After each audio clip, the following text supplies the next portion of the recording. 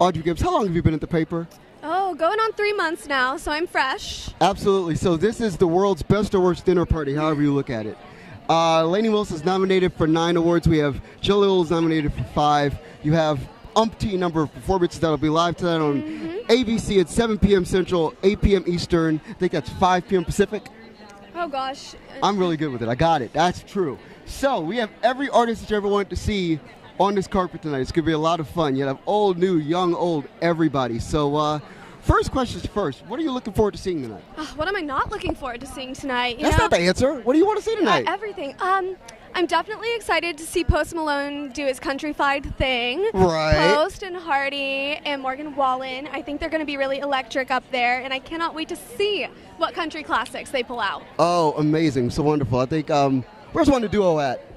Where's One the Duo at? And we have got One the Duo. So, from CMT Next Women of Country, just released an album called Blood Harmony. I spoke to your grandmother on the telephone. You sure did. You're speaking to One the Duo right now. They're an amazing mother-daughter. I know you can't tell who's the mother and who's the daughter. I understand. That's kind of the point. Mother-daughter. It's me. I'm the mom. Yes. So talk to me about being at multiple award carpets now. This is a thing. This is what you do. Wow. Yeah, it is. It's a.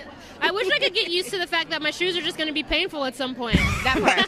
That part. I wish I could make peace with that. I asked her 2 seconds ago, how you doing? How your feet doing? She said, I don't want to talk about it. Okay. I said, let's not talk about that. That's what I said. I said, let's not talk about So that. let's talk about music really fast because everybody's meeting you guys probably the first time or the second time, hopefully. Yeah. Second or third, fourth? Second. Yeah? Fourth? Fourth? Fourth. Yeah. Ho Down. Oh, let's talk about it. It's a single. You guys Yeah. just put it out. It's on the Yes. record. Yeah. Explain to people why that's an important song. Oh man, Hoedown is an important song because to me it truly bridges the gap between hip hop and country and shows that they're really just two sides of the same coin, which is something we've been saying from the beginning of our career. Yeah. And Hoedown is just, it is fun and it is that Broadway song. Like when you think, all right, I'm about to have a crazy night in Nashville, what song do I want to put on? You put Hoedown on. Yeah, and head down Broadway. Maybe go to Whiskey Row Yeah. while you're at it. Yeah. So, final question, we gotta get rolling. Unfortunately, I want to talk to you guys all night. I know. So, you guys did sing-alongs in the house Yes, that were right. part Americana, part folk, country, whatever, to learn how to put this together, what you're doing right now. Absolutely. Explain to people the importance of actually just sitting down with country music and having a good time with it in that way.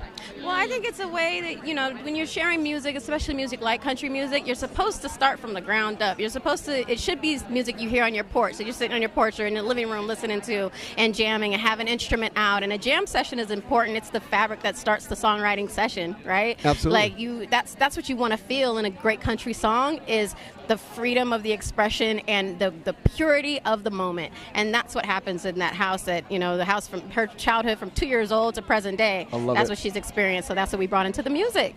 Cool. Well, thank you so much for your time. It's always a pleasure. Thank you, Let's get together Marcus. soon. Yes. Honestly, Please. thank you. All right.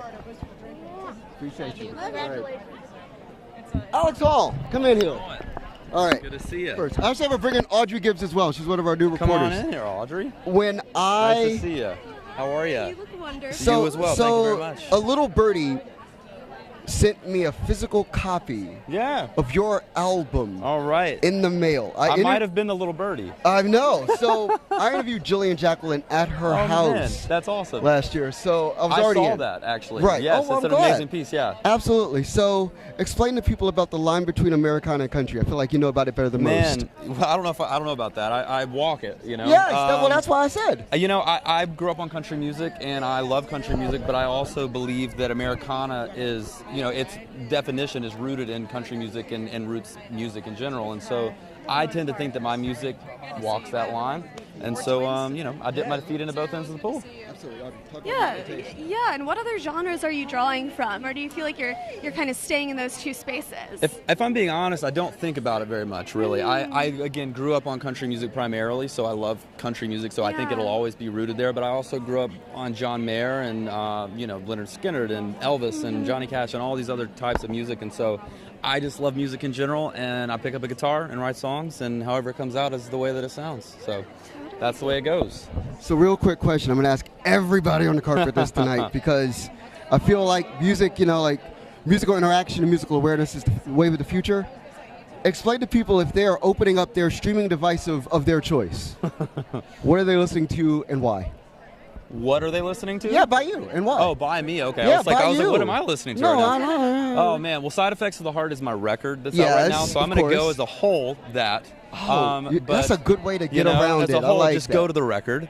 But if you had to go pick one song, I would maybe lean into Side Effects of the Heart with Jillian on it. Actually, Yes. Jillian's on that song. We wrote it together, and she's singing on it with me. So go check out Easy on a Heart. Absolutely. Well, Yeah. thank you so much for the Thank time. you. You also look incredible, by Brother, the way. thank Both you of so much. I really Love to see appreciate it. Thank you all Let's talk so much. soon. See you guys. Take care. Alrighty. Nice to meet you. Absolutely. Wonderful. So everybody's like, oh my God, come here. Camille Parker. Miss How you doing, Camille lady? Parker. Hi, how are This you is guys? Audrey Gibbs. She works at the Audrey, paper Camille, now. Nice to meet you. Yes, okay. Hi guys back there. So we did the coolest interview I've had in a long time. Thank you. This was my coolest interview as well. Absolutely. So we sat Yeah. at Anzie Blue one afternoon, and I said, do no harm But and take no- exactly, word we cannot say. Explain to people the line between Mary J. Blige and Dolly Parton in country music that you walk so well. Oh my God, thank you. What an insane compliment. I mean, I talked to Dolly today. oh my gosh, we In love real Dolly. life, exactly. She's amazing. Right, so talk to me. I really want to represent women who have things to say. There's a lot going on in the world, and you know, I love the South. I was raised in a good Southern home, but we're North taught Carolina. to North Carolina, Durham, North Carolina to be Exactly. exact. But I was raised to keep things close to the chest, and I've learned that expressing myself has been a way to move forward in my life and get rid of any kind of negativity. So I do that in my songwriting, and women like Dolly and Mary doesn't get more honest, it doesn't get more pure, it doesn't get more dedicated to the craft, and Okay. those are big footsteps to follow in. So I'm going to ask you the silliest, most hackneyed country music question there Let's is, but do we're it. at the Country Music Awards, so I feel like Yes. it's okay to ask this Yes. question. What is the value to you in the last 6 months of 3 Chords and the Truth? Oh man. And I'm looking at you, so you got to give me an honest answer. Well, it's kept me out of jail. That's Yeah.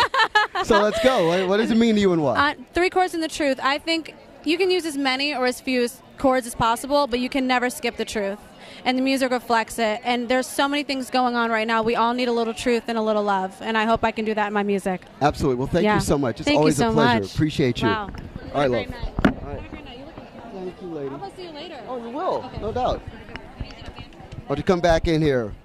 So, all right. Oh, my God. I don't need that. You see, here's the thing about the Country Music Awards that I'm telling you. I'm going to drop the fourth wall, and we're going to talk about real things that happen. Drop it, yeah. On this carpet, publicists walk up to you, and they give you a card about their artist, and it's got like 8 facts on it that I'd have to theoretically read in 10 seconds to get a 3-minute interview with somebody that I see literally on Music Row every day. It's wild. It's a wild thing. So I don't take the cards. So I just got a card right there. And you saw me get really mad, but that's not the way I do the job. I take the cards. I take the cards. Well, you've been here for 3 months. Indeed. I've yeah. been doing this job for almost 20 years, so that people are aware. Like and these carpets are a lot of fun for me because I get to interact with people and introduce you, the viewing public, the people that I care very deeply about because of their art. And Lily Rose is somewhere around here. Steph, is Lily Rose around here? Okay, oh, there we go. Okay, cool. We got time. Yeah, we got So, So what are you most excited to see tonight, Marcus? Okay, so I became a country music journalist after working in every other genre of music for the better part of 13 years. And one of the artists that I got really into was somebody named K. Michelle. K. Michelle is an R&B artist who has transferred to country music. She's originally from Memphis, Tennessee. And she is as authentically Southern as you could be. She could even yodel. And she's doing a duet of The Judds, Love Can Build a Bridge with Jelly Roll tonight. And I mean, everybody's talking about Jelly Roll right now, so you'll see him twice now on the program. And the performance of Love Can Build a Bridge, the cover of The Judds, is going to be phenomenal. But, oh my God, okay, seems Home like Free, we've come got on in Home here. Free. So, Need more all right, mics. a real thing. I am a fan of multiple part vocal harmonies in country music. It is the one thing that I believe in more than anything else in the space.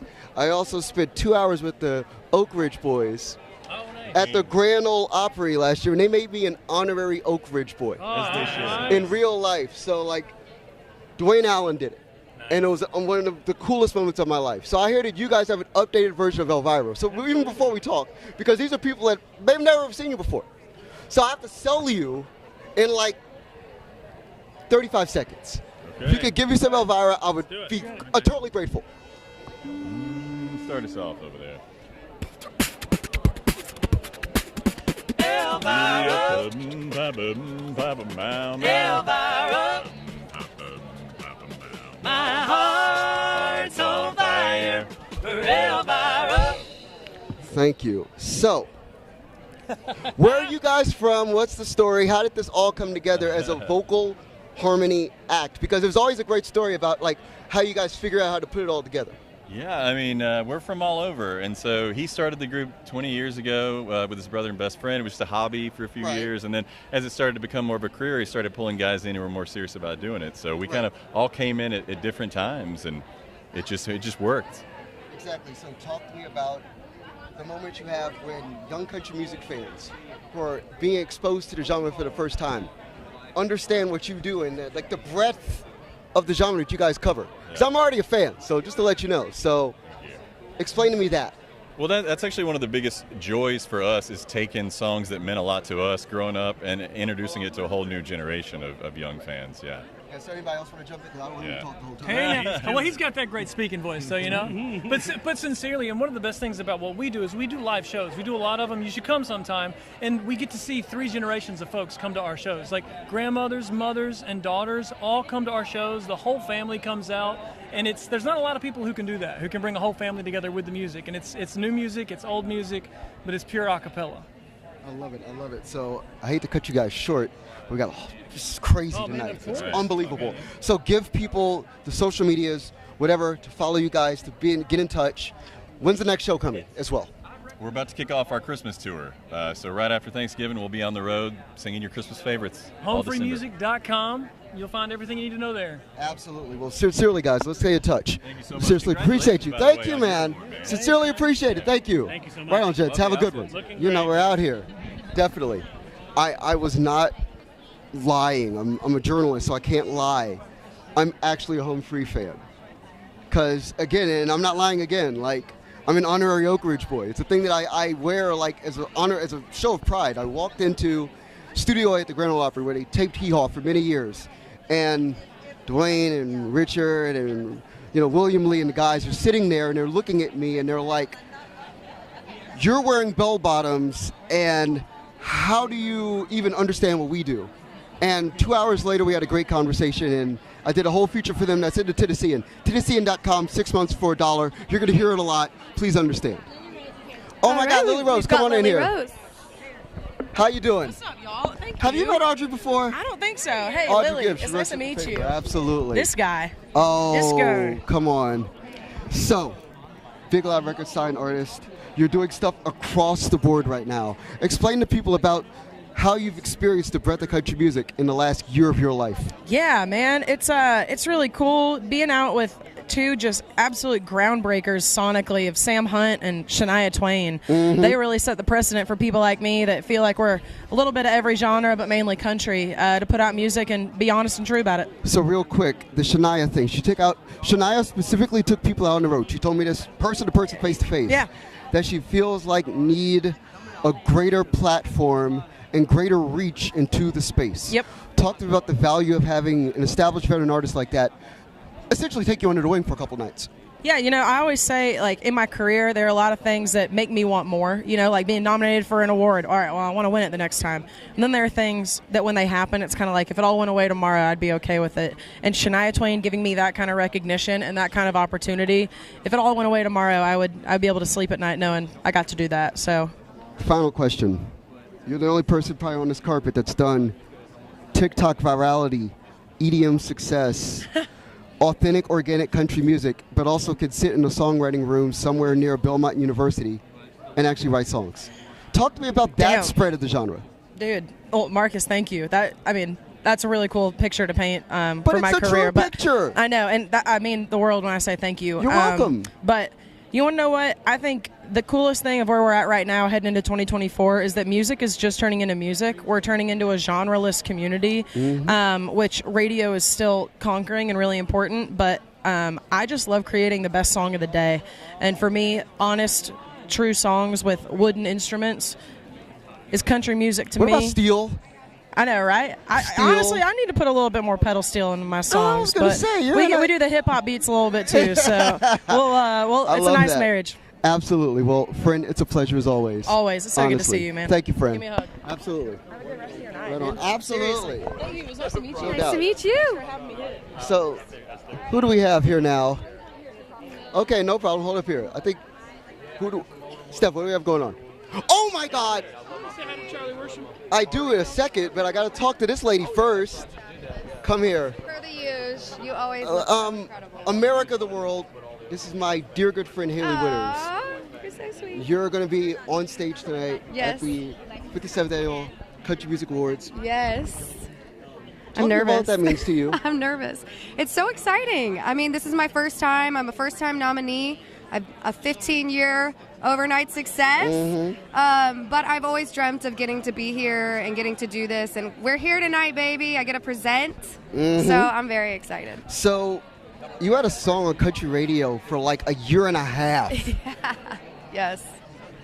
Oh, yeah. Question. Everything She Ain't. That's the song. Yeah. At what point do you realize you're literally on like Sirius XM every hour on the hour? Was it that much? Yes. I don't think I did realize that. You're breaking the news. I'm just letting you know. When you reach That's that awesome. number, that's where you are. So talk to me about the value of when you're establishing yourself, even after being around 15 years. You wrote a song Yeah. called Tenure Town. You know, Yeah. you did the whole thing. Yeah. So when you're establishing yourself, you have that level of visibility Yeah. in the space. Talk to me about that. I mean, it's nuts. Like, you know, I've been here for 15 years, and to have that song be kind of the one that broke me and put me on so many people's radar, it was absolutely crazy. But that song has been so good to me, and it's changed my entire world. I mean, here we are tonight at the CMAs, and it's been so cool to see that song just kind of take off. You know, they had all these boys clapping around in their tractors and on the farm and in the trucks, and it was very fun. It was a great life. Final question, because you talked about boys, trucks, and tractors. I'm going to talk about your wedding. Yes, okay. Okay, so world, Haley Witters got married. Yeah. She got married, and Audrey, come in here. Because Come you can on, hear this girl. conversation too. Have you met Audrey yet? No, hi. She's a reporter at the paper. Awesome. She works with me now. It's lovely. Yes, very cool. So, awesome. you got married, and you were in the middle of a field, and you did a keg stand in the middle of a cornfield. How did that feel for you? Yeah. Was See? it freeing for you? It was totally freeing. I mean, my brothers did drop me. That's the part that didn't happen on camera. The first time they dropped me. But, I mean, that's kind of what we do up there. You can take the girl out of Cherryville, Iowa, Iowa, but I you was gonna can't say. take the Iowa out of the girl. So if we're having a party in a field, we got to get a keg. Absolutely. Yeah. Well, I'm going to let you run. It's always a pleasure to see you, So friend. good to talk to you. You look No doubt. fabulous Thank you. as You usual. know, you got So a- nice chatting with you. Looking great too. Appreciate you. Thank you. All right, friend. Have a good Appreciate one. you. Thank Easy. you. You Let's too. go. Thanks, have a good night. Yo, there's like a tall football quarterback apparently somewhere. Right here. Riley, brother, what's going on, man? I know, man. How you doing? Too busy. This is Audrey Gibbs. She works at the paper. Ladies and gentlemen, America, the world, this is Riley Green. What's going on, brother? I don't know, man. How are you? Man, I can't complain. So, new album, we talked about it. Talk to me about performing in front of the Country Music Hall of Fame, dropping that record. Oh, it was awesome. I mean, you know, you've seen a lot of shows in Nashville, but that one was a little bit unique. I've never seen one in that particular place with that type of crowd. CMA Fest is similar, but you know, it's not. It's in the day. You know, you don't have that nighttime feel. So it was really cool, and it was great to be able to play those new songs. A lot of them for the first time. Exactly. So talk to me about the power of collaboration in this town. Because like I told you before, you're one of those guys that everybody knows is on point. So when you work with other artists that feel that way about you. Well, obviously, you know, the Luke Combs collaboration on Different Around Here just made sense. I think me and Luke's fan base aligns really well. I'm a big fan of Luke. I was on a stadium tour with Luke. And then you got, you know, collaboration with Jelly Roll, which is probably one people didn't see coming. But I think that's kind of the beauty of collaborations is you can bring two different fan bases together, maybe two styles of music together. And I think it turned out great, man. It's a lot of fun. It's something pretty special about this genre. We've got this town and all the relationships you get here. But the collaboration I really want to talk about is when I saw you sing with Jamie Johnson and Do In Color on stage at the Ryman Auditorium. Yeah, I think I messed the words up too. Man, you got the right word at the wrong time. Exactly. I think I could have got away with it if I didn't say anything. Right, because he was just going to let you. Yeah, he was. Jamie's great, man. He's probably one of my biggest influences in country music. An Alabama guy. I grew up listening to him, and it wasn't even planned. I walked off stage. He said, "Hey, come do this song with me." So, Right. it's like I said, something special about this genre is everybody kind of pulls for each other, and he's definitely an example of that. Okay, so what's harder, a square out fourth quarter or putting a roof on a house? Roof on a house. I'm scared of heights, so that was a bad career choice for me. As soon as I got on that roof and it got hot, about 100 degrees in Alabama, I wanted to write country songs. Exactly, and you are now. That's right. We Seriously, made it. it's a pleasure to talk to you as always, friend. You too, Talk buddy. to you Appreciate soon, it. brother. Good to Appreciate see you. man. Anytime, absolutely. Great to meet you. Absolutely. See y'all later on. Yeah, no doubt. Oh my God. Well, we're gonna have Graylin James in here in a second, but here's the thing about country music that's great. That's an actual Southern college football quarterback who then became a country music vocalist. And that's a cool thing. You get people who are athletes and who are trained and who understand the over and over again of having to do this job every single day, and then they get into this town. And you have somebody like Riley who's at top 20 success and has a new record out, Big Machine he signed there. It's amazing. So we have Graylin James coming. Where's Graylin at? Oh, what's going on, brother? How you doing? I just do what I can, man. Yeah. Audrey Gibbs with the Tennessean as well. Nice to meet you. Yeah. Oh, let's go. Okay. I like this. Man, so this has to be wild. It's crazy. This whole carpet experience. Oh, it's insane. Talk to me about, and this is too inside baseball, but I don't care.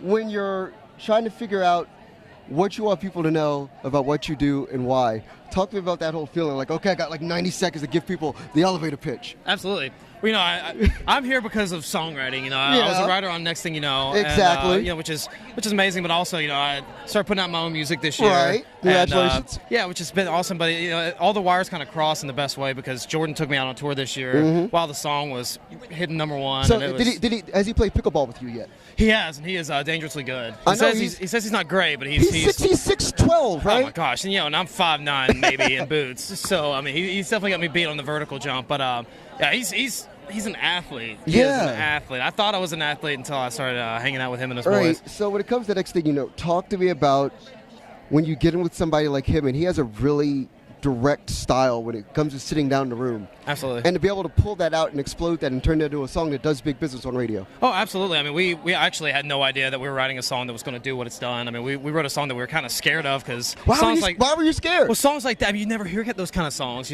songs that don't repeat the chorus, that are really slow, that are not really about, you can get all inside baseball. There's people there just watching. Yeah, it's okay. absolutely. Usually country songs about buying a girl a drink or getting in your pickup truck, but we wrote a song that was about real life, and we were like, if people hear this, I think it's going to really connect. It's going to be special. And Jordan took a chance on it. His team did. And next thing you know, here we are. It's absolutely. Awesome. So, silly, stupid, crazy question. You're going to be sitting there watching this thing tonight. What's the moment you hope inspires the most in you for the next 12 months? Oh, my gosh. Well, just watching my peers up on stage in their elements. I mean, I would say Kenny Chesney tonight doing the Jimmy Buffett tribute. I think that's going to be a really special moment. Favorite Jimmy Buffett song? Oh my God! Well, you got to go with Margaritaville. That's not the answer. That's not the answer. Pirate Looks at 40 is my favorite song as a songwriter. Thank you. That's not the answer, man. But I'm chilling, getting sunburned in Orange Beach. I'm definitely cranking up some Where's Margaritaville. Orange Beach? Down in Alabama. Okay. And so if I get my cheap beach chair and I'm cranking that up, getting a little buzz. Yeah. Appreciate you. No love for cheeseburger. Cheeseburger gets me going too. It gets me hungry though. I'm hungry right now. Good deal, brother. Well, it's a pleasure to see you, man. Honestly, appreciate you, man. Have a good one. Thank you. Easy, no doubt. Thank you so much. Absolutely. So we're rocking and rolling right now. What's up? Oh yeah, no problem. Yeah, they've told us to banter, so we're gonna banter. Can you talk about Jimmy Buffett a little bit more? Oh, absolutely. Yeah, let's go. Oh, okay. Well, we do have Charlie Worsham. Where's Charlie at? Oh, he's interviewing right now. Okay, so Charlie Worsham's coming. I love Charlie Worsham. He's fantastic, an amazing vocalist, performer, artist, but everything. So you asked me a question, and I forgot it that fast. Tribute. Oh God. Okay, so I was in Louisville, Kentucky, overlooking the Mississippi River. It's 6 o'clock in the morning. It's a beautiful vista, and then my phone blows up and tells me that Jimmy Buffett has passed away. I'm writing the Jimmy Buffett tribute piece I wrote, tennessean.com, 6 months, $1. You're welcome. And it was really moving. I write a lot of pieces, and you get certain moments where you start to listen back through the catalog and stuff. There's a video of Jimmy doing Margaritaville from like '74. I put it in the story because I watched it, and you get a real sense of the man, and you're just like, this guy was an above-average songwriter, friend of Jim Croce, got the opportunity, knocked it out of the park. Just like anybody else you see on this carpet, it gets that opportunity, and it's like you get one chance to, reinvigorate your entire life, and that's what he did. So, Charlie, oh my God, what's going on, sir? Hey, how you doing? I'm good. Have you met Audrey Gibbs before? Hey, Audrey. She just started the paper. She's wonderful. I'll hand this over your Thank you. So, God, I could ask you a million questions, but I'm going to start off with asking you about the moment of thinking of like, what if like Leonard Skinner and rock acts got the chance to walk this carpet at a certain era? They would be right at home, wouldn't they? Right. I mean, maybe we didn't know it at the time, but they would be right at home, and boy, would I be excited. Talk about a CMA performance that would melt the stage. Right? Yeah. So you have an EP out that feels like hand-selected, just knock people over the head and give people a brand spanking new. I say it's a fresh coat of paint on the best car you'd ever need to have. Thank you. Thank you. So talk to me about having Laney, L. King. Yeah. Run it down for people. Laney Wilson, L. King, Luke Combs, Dierks Bentley, and Kip Moore. All friends I've known for a long time. I met Kip on tour in 2014. Dierks was one of the first artists to bring me on board. You remember Hot Country Nights? I remember Hot Country Nights. I get to wear the wig every night. I know. Yeah, man. And but Dierks was the first to cut a song I had co-written, one of the first to bring me in on the studio. I met Laney writing and then playing on Bell Bottom Country, similar with Luke. And it kind of hit me one day driving to the studio, man, the only way to make this more fun is if, it was on somebody else's record that day. It's like, the only way to make this more fun is if it was my record. Right. And I've been a part of their story. Might as well make them a part of mine. So real quick, to give people an upsell, there's a song you have from 2013 that you sang with Luke Combs. Explain to people why a song has a 10-year lifespan, right, and then is still brilliant. Well, name names first. So, I want it out of your mouth. Oh, the song we sing yes. together? I mean, look, How I Learned to Pray. Absolutely. That I sing with Luke Combs was originally released on my debut record, Rubber Band, back in 2012, 13. That's low-key high post of record that if you ask certain people on this carpet, they'll start crying on the carpet and talk all about it. I didn't know how much of a gift that record was at the time. Yeah. There were certain disappointments because I had so many expectations for it early on. But what I've learned is never to count a song out because, House That Built Me was 7 years old before it ever reached Miranda Lambert's ears. Mm-hmm. And even then, it took a couple years for it to reach the world's ears. I'm currently getting ready to record a song that's 15 years old. Oh, my God. You think about a song like Callin' Baton Rouge, everybody thinks of as a Garth song. Well, that first got cut by the Oak Ridge Boys. Yes, it did. And then Newgrass Revival, and had several lifetimes ahead of the one that we know it as. And so just as a songwriter, we can really get caught up in that instant approval or rejection. Right. But we have to remind ourselves that songs are forever lottery tickets. Absolutely. Well, I appreciate you for the time, my friend. Thank you. Honestly, thanks, Marcus. Charlie Horse is the person I literally see in town, and he's like my actual friend in real life. So this is fun. Congratulations on your CMA. Thank you, brother. So well deserved. I appreciate you, man. Heck yeah. I'll talk to you soon. All right. Right on. Oh, my God. Okay. Kev, come on in. Hey. How's it going? I think we won. No, brother. Look at our outfits. Yes, I love this. Come on, I love this too. Absolutely. So, introduce yourself. I know about you, but introduce yourself to the people. Hi, I'm Kevin Cahoon. I am from the Broadway musical Shucked, written by CMA Award winners Brandy Clark and Shane McAnally and Robert Horn. I am here to present Vocal Duo of the Year with Haley Witters, who's nominated for Best New Artist. No, because you guys are going to have a whole Shucked corn moment together. Look. There's corn on my jacket. I love it. I love it. So talk to me about the value of having songwriters like Brandy and Shane writing songs for Broadway. Yes. I mean, it's changing the landscape of Broadway, I will tell you that. Because they are not only the most brilliant country writers of our time, but now we have discovered they have written a Broadway score that is going to go down in history as one of the best of all time. Right. And they have written 2 songs, Independently Owned and Somebody Will, that will be the greatest show tunes of all time. It just shows that they can write anything. And good songs are good songs. Absolutely. Whether they're Broadway or country. Talk to me about then Reba McEntire, who did Annie Get Your Gun. Yes, she did, and I saw it. I was there. Okay. One of the greatest Broadway performances I have ever seen. Right, I literally just talked to Reba about it recently. So did you really? Yeah, absolutely. I mean, and when she came to Shucked, I have never seen actors run so fast out of their costumes to meet someone in their life. Right. We were just all bowing down to the Queen. Of course. So, final question.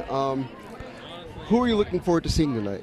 Oh my gosh. Who am I not looking No, forward because I to seeing feel like you're tonight? an actual fan of country music. I really am. I grew up on know. it. This is a belt buckle from the Brenham Youth Rodeo that I won in Congratulations. '79. That's what a fan of country music I am. I love it. So who do you want to see tonight? Well, I hear through the grapevine that Tanya Tucker may be here this evening. Oh, T's here. Is T here? Yes. Country Music Hall of Famer Tanya Tucker. T is here. Come on. Yeah, let's go. Are you kidding me? It's one of my favorite people on earth. What else do you need? There it is. But then we got a lot. There We've got it is. A Jimmy Buffett tribute. Yeah, it's going to be great. It's going to be great. Thrilled. Sincerely, thank you for the time. Hey, I appreciate it. I haven't gotten up to see it yet. I'm originally from D.C., so I need to get back on the East Coast to check it out. You must. And if you do, would you please say hello? Heck yeah, you already know. That's no showbiz. That's real. Let's go. Okay. Appreciate you. Nice to meet you. Right on.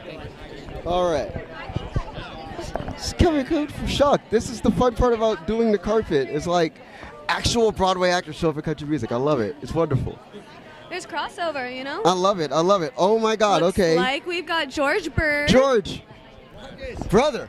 Hey, congrats to you. Thanks, man. How are you, Got dude? some pretty awesome stripes coming your way. You know, I do what I can. So I'm George Bird. this Great is to Audrey see Gibbs. She you. writes at the paper. Oh, yeah, that's right. How are you? All right, so you've... Do you want me to hold this or you hold it? Yeah, go for it. Perfect. So talk Thank to you. me about Awards Week. It's insane. This is something.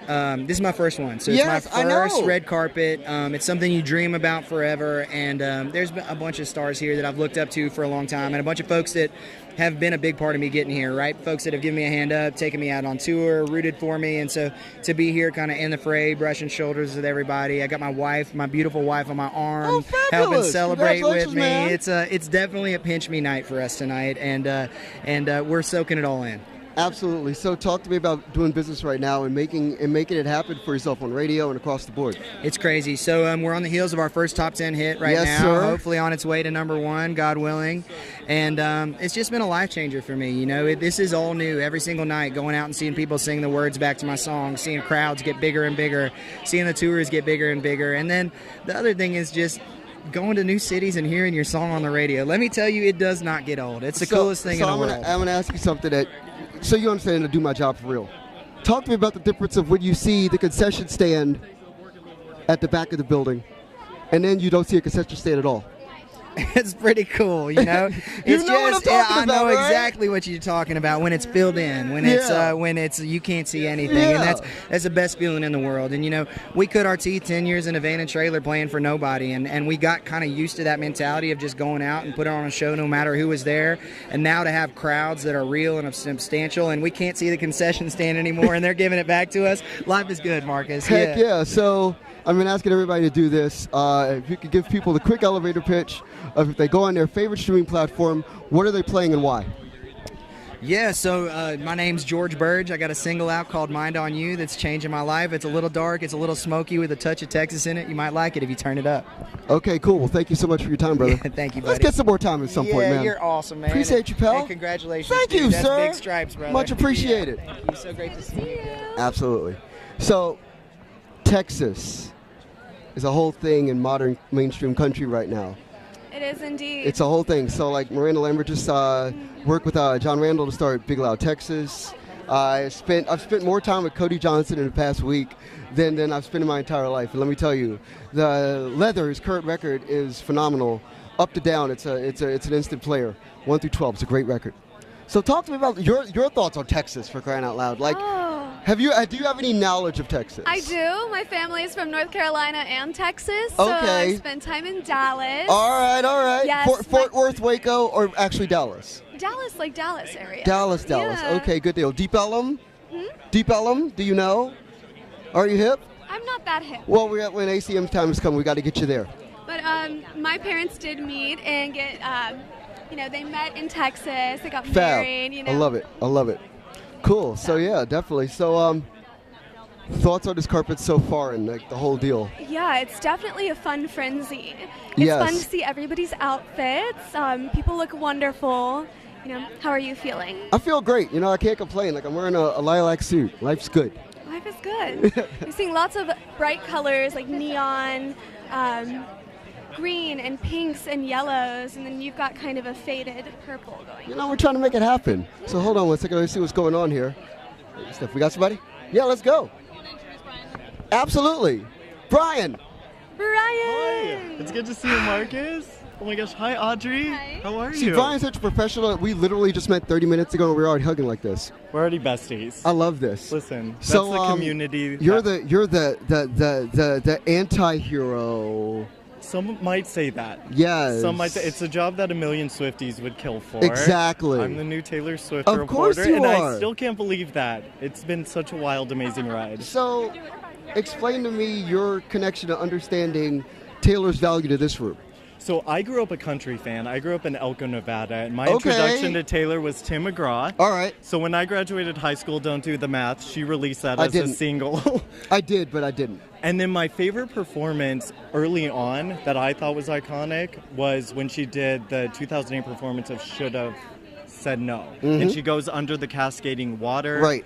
She went up the harmony. She even had the awesome costume change when she was in the black hoodie and the jeans. Right, yep. And then went to the dress. And so I have followed her career ever since. Went into journalism, left for 5 years. Right. And Welcome said- back. Thank you. I said I'd only come back if I could report on Taylor every day. And I can't believe this is a job, and I'm so excited. Absolutely. So talk to me about the value then of reporting out of the Tennessean office. Have you been to the Bluebird Cafe yet? I have been to the Bluebird Cafe. So I love Nashville. Nashville, I looked at moving. One of my best friends lives here about a year ago. And so it just aligned that I could stay with him a couple days until I get a new place. And I'm so excited to be here. Good deal. So what are you looking forward to seeing the most tonight? Because this is a thing for you now where you get to live this thing like I do in a very real, visceral way. Like if you like a country music star, you can find that person on Music Row and walk up with them, and here's the thing about you.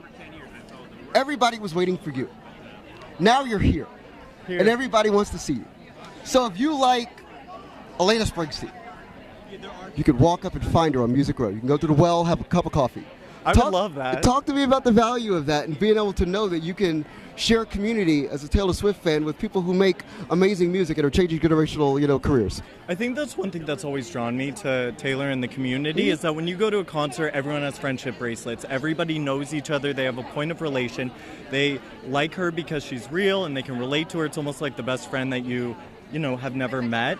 And so just to be able to be in a position like this and live it out and, like you said, go up and ask people for a cup of coffee. I love coffee. It's amazing. So you're inviting all of Nashville to have coffee with you? If you want to have coffee, yes, follow me. Reach out. Let's go to coffee. I would also say one of the stars that I just talked to, Taylor is a point of inspiration to us. I won't say who. I will put it in an article that'll be out tomorrow. But one of the stars that is pretty well known was like, I think Taylor should run for president, which I was like, wow. I mean, that just makes your job a lot more fun. It is fun, and it's cool because a lot of these artists have worked with her too. They've been featured on her albums. Chris Stapleton, the last time she was nominated was I Bet You Think About Me, the music video. Absolutely. And the last time she won was when Little Big Town on Better Man. And so Taylor we're gonna do this thing, doing this job where we're gonna trade information back and forth, and I'm gonna love that. Do you have any Taylor stories from all your years covering? Oh my God. So one of the first pieces I ever really wrote was about 1989. Really? And I really dove in, and she's still essentially a new artist. It was given to me like, hey, write about this, artist, record, whatever. And I fell in love with the songwriting. So for me, the biggest thing about Taylor is not the performance, not this, not that, not the stadiums and everything, but it's getting down to the core essential of her as an honest earnest songwriter. That makes me excited. And it kept me interested in country music. So our song is a slam and scream door. Right. Pulled me back into country music. And then look at me now. And she's going to rap, we think, with Debut. So she's going to return back to country if they go Reputation and then Debut. One would think, absolutely. So I think we got some other people. I think we do. Brother, it's so I good. appreciate you. Can I get another hug? Of course. We're going to do this every day for Come the rest back of in. our Yes, lives, let's buddy. do it, Audrey. Nice Let's to do this meet together. you. Let's do this together. Appreciate you, bro. Melanie Hurts. We love you, Melanie Hurts. We love you. So, okay.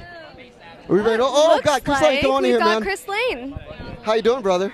I'm doing well. How about yourself? Man, I can't complain. I'm all right. Congrats to you, by Man, the way. thank you. I appreciate it. Heck yeah, man. So, I've heard about you on a couple different songs with a couple different mainstream crossover artists in life. And I've just been really impressed by that. go. Heck so yeah, talk to me appreciate about the breadth of when you get in here and you get entrenched in town and you're able to really expand your talents if people want them in other spaces. And what was the last one? People want them in other spaces.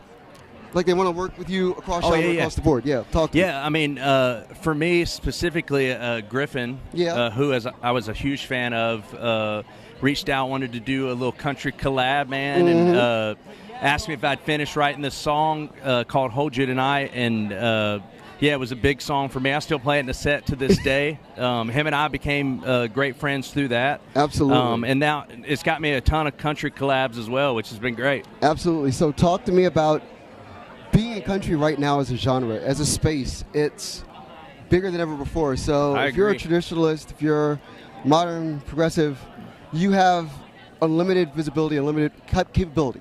Talk to me about that.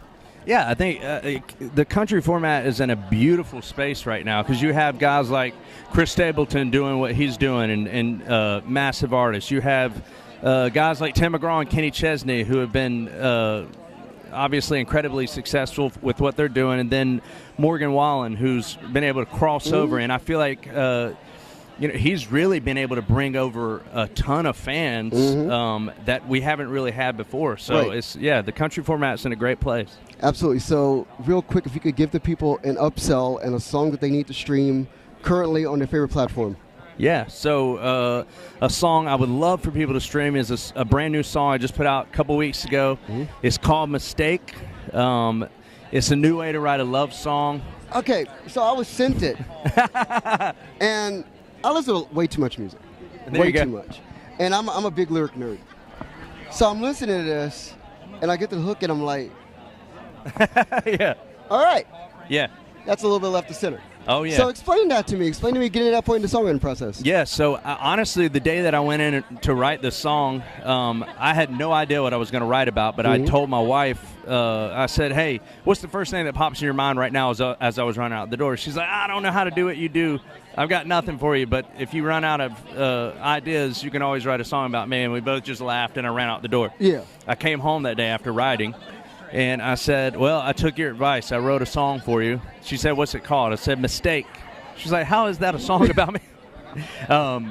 And so I grabbed my acoustic and I played her that chorus. And the hook's great. You don't see it coming in the best kind of way. And I'm really proud of this song. Absolutely. And for me to see fans really gravitating towards it right now, I feel like it has the chance to be one of the biggest songs of my career. Congratulations. Well, let's get some more time soon, honestly. Do it, man. Appreciate Thank you the very time. much. Absolutely. Let's go. Thank y'all. No problem. Appreciate you, man. Cool. So, yeah. Amazing. You're getting the recon tonight. No, always. You're literally watching me do my job. That's all you're seeing. Oh. Come on in here. We got Matt Stell right here. Matt Stell. This is Audrey Gibbs. She's new at the paper. Matt, nice to meet you. So, it's been a while, man. How's it going? It's been a minute, man. Congratulations, by the way. Thank you, brother. Yeah. So, take me to where you're at right now work-wise.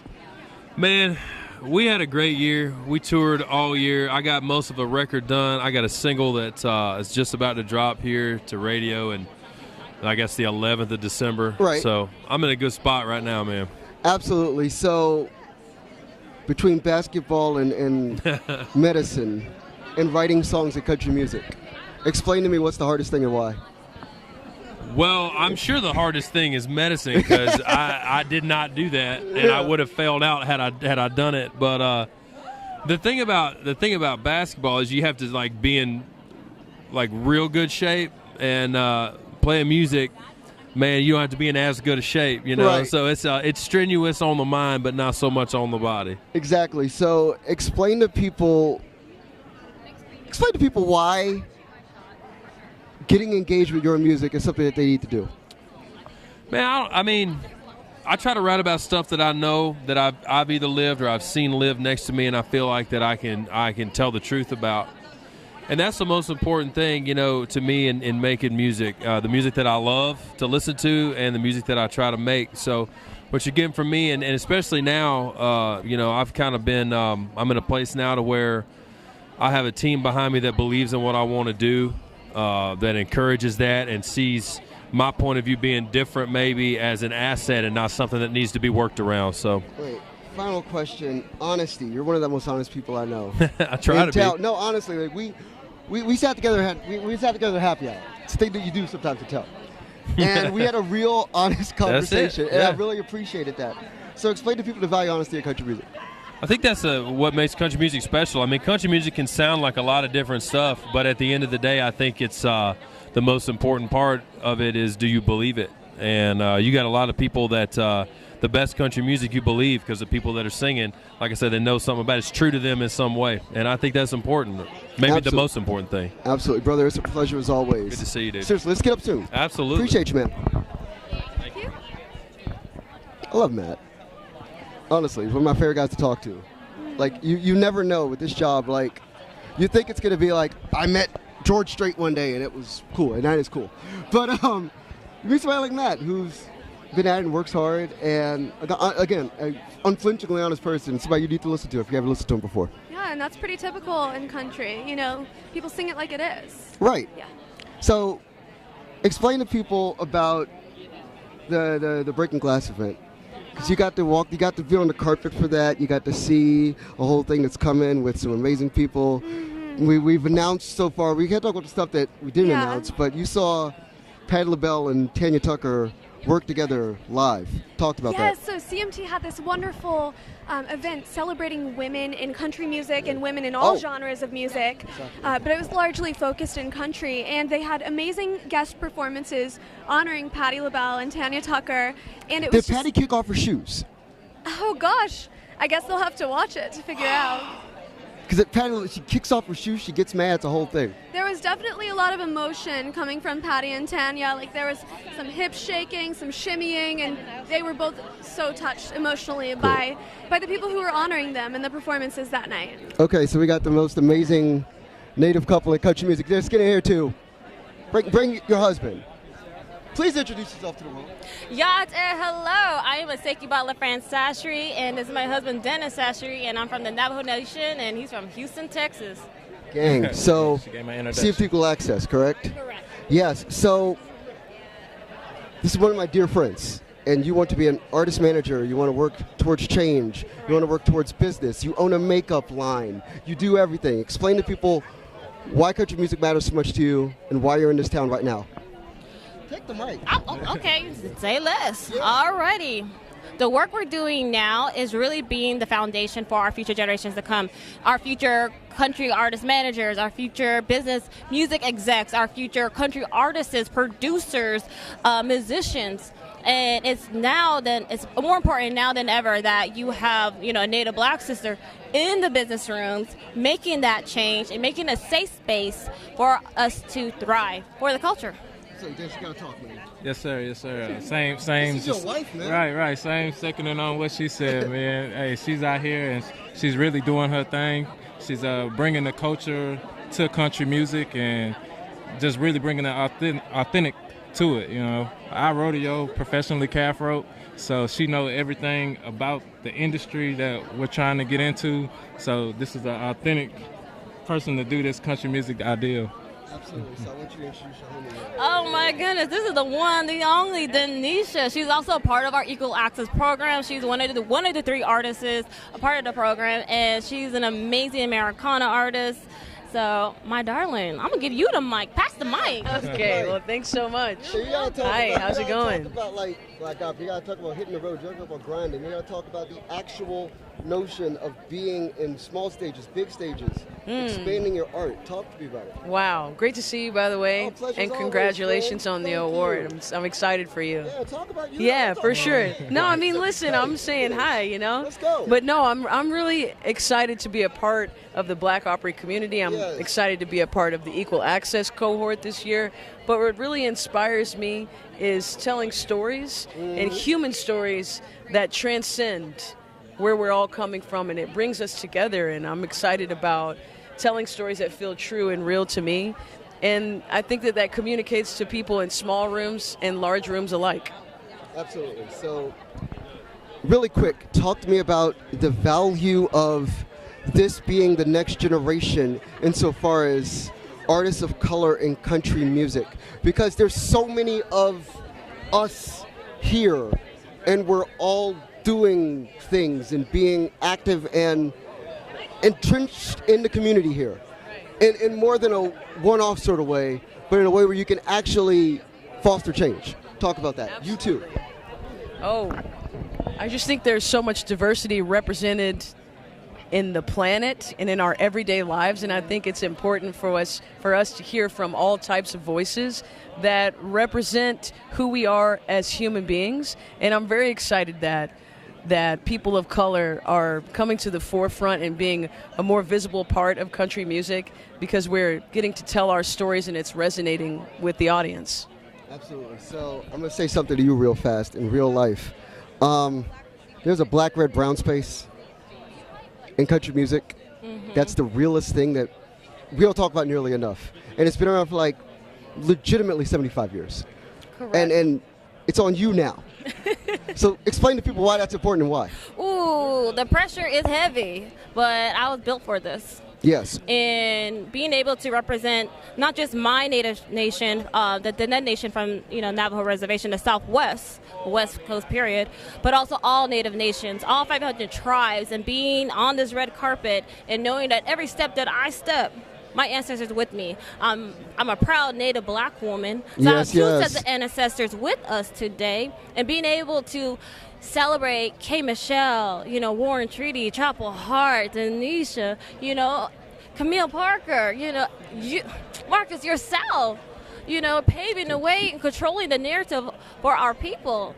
This is what it's all that matters, and we get to celebrate it tonight. Absolutely. Well, thank you. Thank you all so much. It's always a pleasure. Appreciate Thank you. Ashe. Absolutely, friend. No doubt. Enjoy the night. Hey, love you.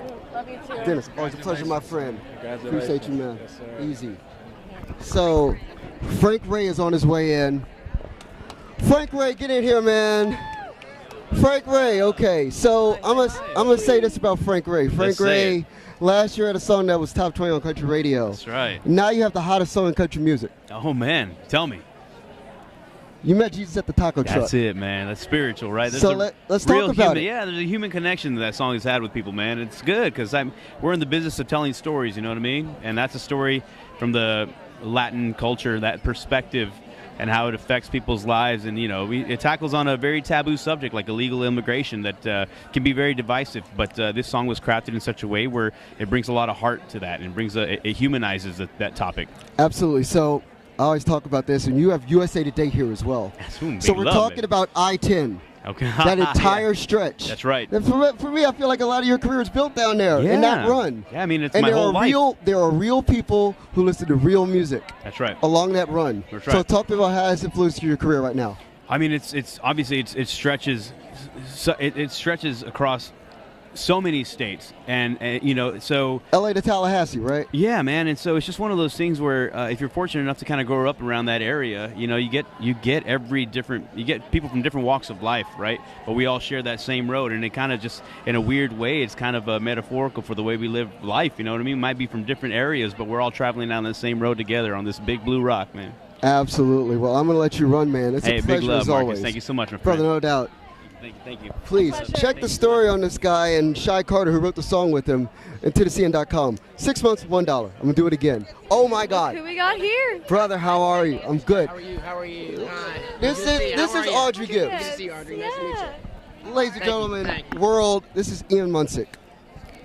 Good to be here. Ian is the only person I know from Wyoming. Oh, I get that all the time.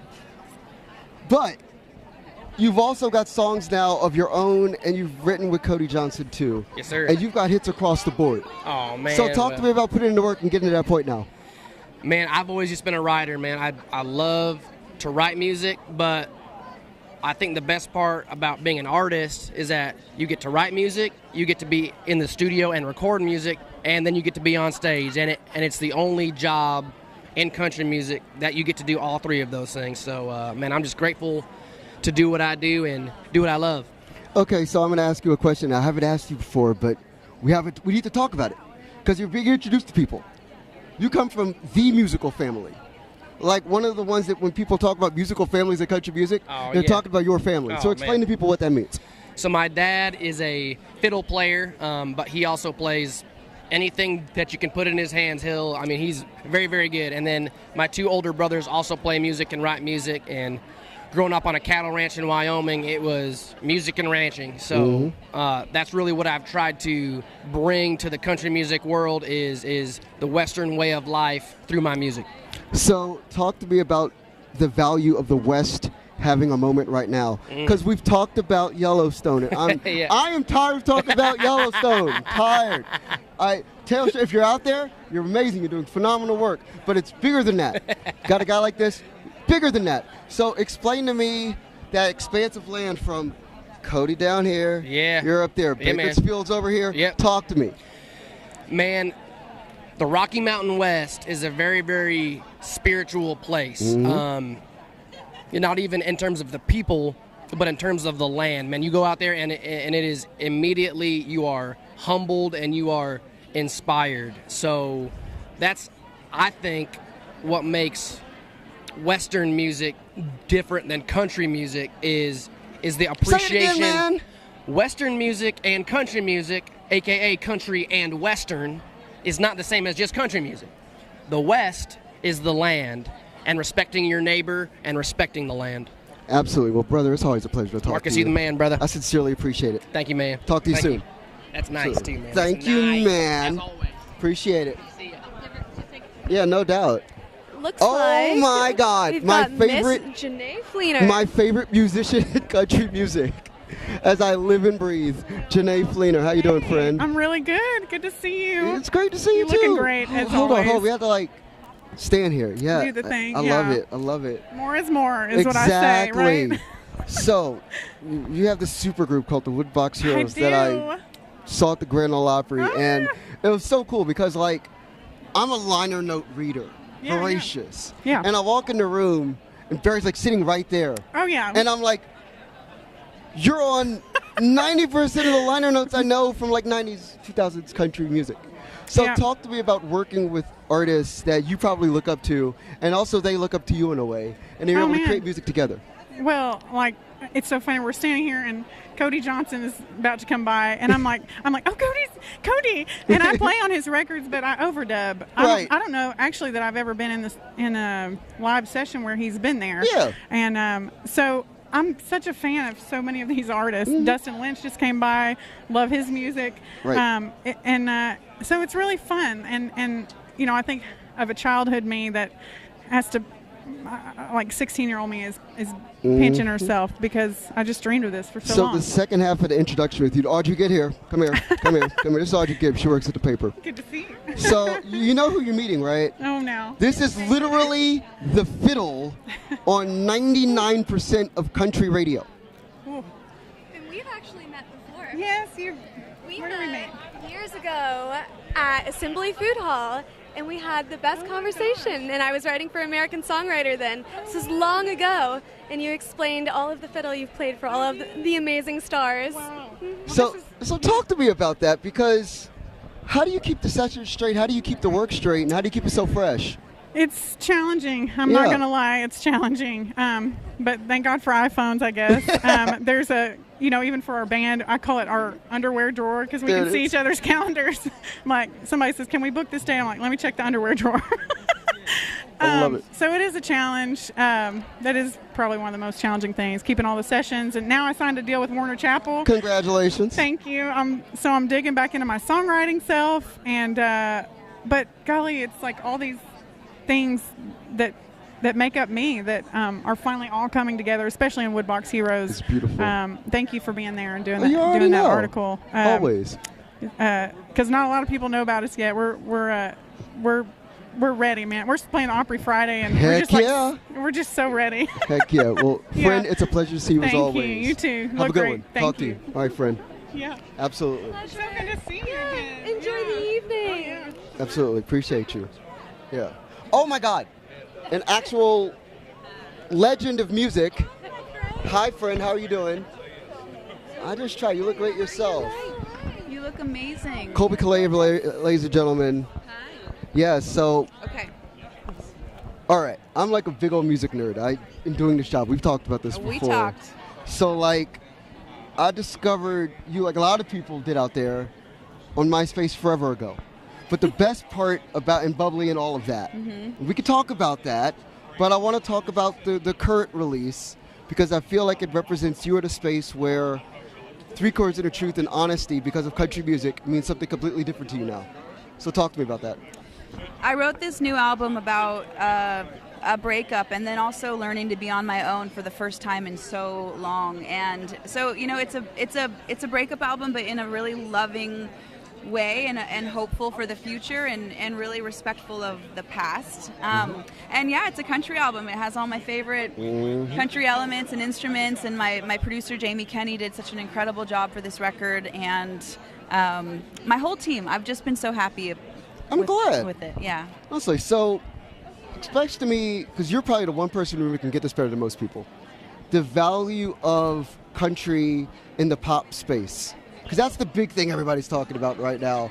All this Billboard success, this and this and this. But you get it in a different way. Explain to me the value of country in the pop space. Well, you know, I think that blending genres in any genre is incredible. And I think both elements, they all need each other. Right. And they can sound great on their own and then, of course, together. And, you know, I've always been in the pop genre, even though I don't know if I mean, I've always been more like organic acoustic kind of music, but and so I mean, you make music for nice people that want to feel good. Well, thank you. Yeah, I think that's well said. Yes, you're welcome. So, final question in relation to all of this: talk to me about the value of stewardship and being somebody that somebody can look at and know that you understand every single part of the job, and they want to be like you one day. You know, I think someone told me early on, like, learn every part of your craft and your career. So know what your, business manager, your attorney, your manager, your band members, your crew, every single person that you're working with, like, you do need to understand it all. You need to understand what their job is, how hard it is, how to manage it, and also, master your own craft as well. And I think It's important for people to start that early on. I mean, you learn as you go, too. Right. Well, this is a master of the craft, Colby Calais, and you're at the 57th Annual Country Music Awards. I appreciate you, friend. Thank you. So good to see you. Thank you. Always a pleasure. Okay. Here you go. Yes. Thank you. We're out here. Nate, my guy.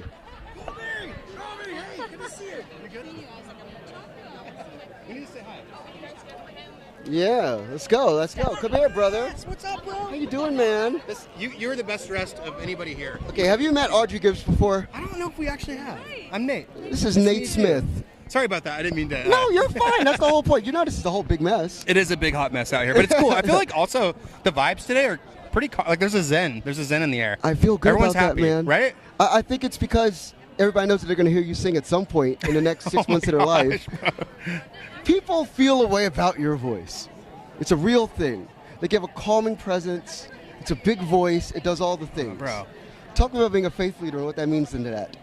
Dude, those are the kindest words ever, man. You've been like such an amazing champion for me and stuff, and your words have always meant so much to me. Brother, appreciate it. For a long time now and Absolutely. stuff. And I just think it's kind of weird, but today's the 5-year anniversary of the campfire in Paradise, and I've got mixed emotions today for everything with that, but I definitely feel a lot of gratitude to be here and stuff like that. And I think, I feel like I'm stewarding it the right way. I feel like I'm stewarding it in a way to make sure that I'm making a difference, bringing that thread of hope into everything that I do, and hopefully make a difference in people's lives with the songs, and help empower people. I want to empower people. Absolutely. So it's the thing with some people, when I ask them to do this thing to the camera, where they're smarter than me, and they say, listen to my whole record. But I want people to get into your music with one song. Explain to people what they're listening to and why. If I was to choose one song? Yeah. Yeah? And go for it. I would honestly say, I know what the right answer is and stuff, but I think what I think is the right answer is I think there's a song for everybody on there, but I think Wreckage would be a good one to start with. Preach.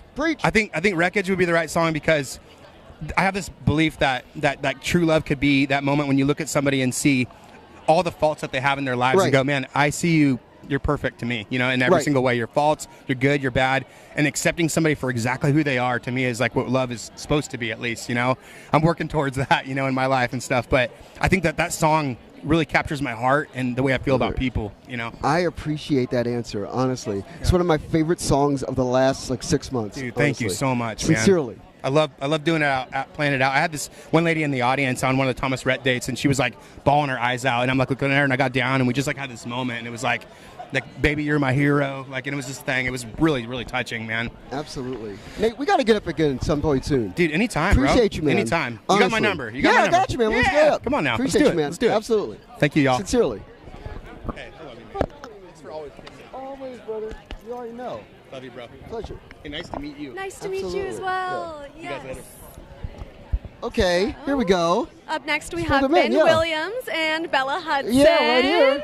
So you saw them in Welcome. ASCAP, right? Yes, indeed. Thank you. Appreciate it. How's it going? Wonderful, yes. It's good to see you. Oh, nice to meet you. Pleasure, man. Yeah. Just trying not to step on her train. Oh my gosh. All right. Yeah. So let's talk about this week where it's funny, right?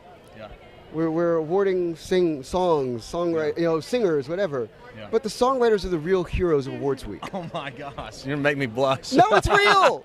There's like 3 times as many award shows for you guys as everybody else. That's true. Yeah. So explain to people why they need to know you and why, because most people don't get to see songwriters walking in the world. I live in Nashville, so I see them every day. Oh my But gosh. explain to people why they need to know you. Well, and in my opinion, you don't necessarily need to know me. As long as you know my songs, we're good. You know the real answer. But it's fun. Talk to me. To me, it's so cool. Like, I grew up listening to country music. We both did. And until I really moved to Nashville and dedicated my life and my career to this, I thought Blake Shelton wrote his own songs. I thought everybody wrote their own songs. I didn't know that there was a career of people behind the scene like us, you know? And so that... Thank you for saying what you said. That's so cool. But it is true. There's a whole world behind the scenes of what everybody all sees. begins with a song. Like, Yeah. there is absolutely no music industry without a songwriter. Right. Yeah. So That's cool. kudos to all songwriters. Absolutely. And let's talk about your song that's up tonight for an award. Yes, Yes, we've got Tennessee Orange. And I know you and I Yeah. talked a little bit about We the did. origin of that song and Yes. writing from a women's point of view. So tell me a little bit about that. Man, I feel like as a songwriter, because I'm not a singer myself, like Bella's a singer, right? Yeah. So she writes from her heart, she sings from her heart, and I write from my heart too, but it's like I want to put myself in your brain, and I think what Meg and I have figured out so far is I like to be able to try to think the way that she does when we're writing a song, because we're friends, and so I think we talked about this the other night too, but it's like having a good fiance, having a mom I'm really close with, I think I understand a little bit how He girls is definitely work. in touch with his feminine side Yeah. because of us. Yeah. I will say that. Yeah. Well, it's true. But yeah, songwriting's like a therapy session, so you really get to know the people that you're writing with, and so you get great songs out of them when you know Totally. them well. Totally. Yeah. And what are you working on, Bella? I am so excited. I'm coming out with an EP next year. Congratulations. Yes. I put out Betting on a Stetson Right. and Cold in Colorado, which I wrote with Ben. Yep. And super excited. Those went amazing. Spotify picked them up on their editorials. So, I mean, who can complain? Stoked. And we're here. And we're here. Hopefully the next year could be a little bit like this year. We'd be happy people. I agree. So thank you so much again for your Thanks time. for Honestly, having it's a us. pleasure. Good to see you again. Happy. You're welcome. Absolutely. It's been a pleasure, sir. Absolutely. Right on. All right. Okay, so I'm going to introduce you to Chase Matthew, my good friend Chase Matthew. I'm going to say the one thing I love Howdy, about howdy. Chase is that every time I see Chase on the carpet, he's added another piece to the ensemble. You know. It's most of the time it's the boots, but this time I'm trying to change it up with the belt buckle. You know, just little subtle things. I don't want to ball out or something. You know, I don't want to go hard, man. The only person on this carpet that goes hard every time is my boy Marcus, and he Brother. can because he is a winner. Congratulations, Thank you, by the way, sir. bro. I appreciate you, dude. I'm so happy for you. So, man. okay, you have an album out. You've been working on some music. Talk to people about the value of having a fan base that is like legitimately ride or die out of the gate.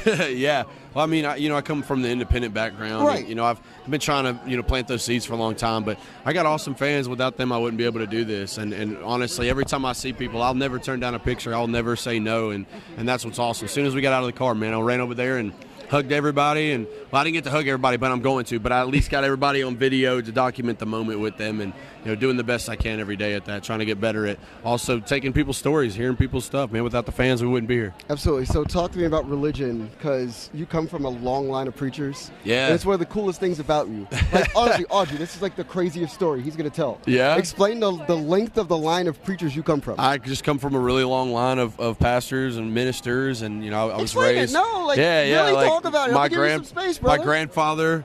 My mom's dad and his dad and his grand, like I just come from a long line, man, of down the family tree, and not only that side but both sides too. My dad's side as well. All my family out in New Mexico. I know y'all might be watching. I love y'all, and but yeah, faith is a huge part of me and where I'm from, and always will be. I ain't never afraid to talk about it. I love Jesus, and He's my Lord and Savior, and that's it. Right. So talk to me about the value then. Final question of when you're on stage and you're able to like do the special eye-to-eye thing. Yeah. That it's different for you than most artists. Explain it. Well, eye to eye, I got 4 eyes, so I guess I got 2 extra ones. That helps a little bit. But yeah, man, a lot of these artists and we all try to do something different. And to me, it wasn't about doing something different. It was just about doing what I felt was right.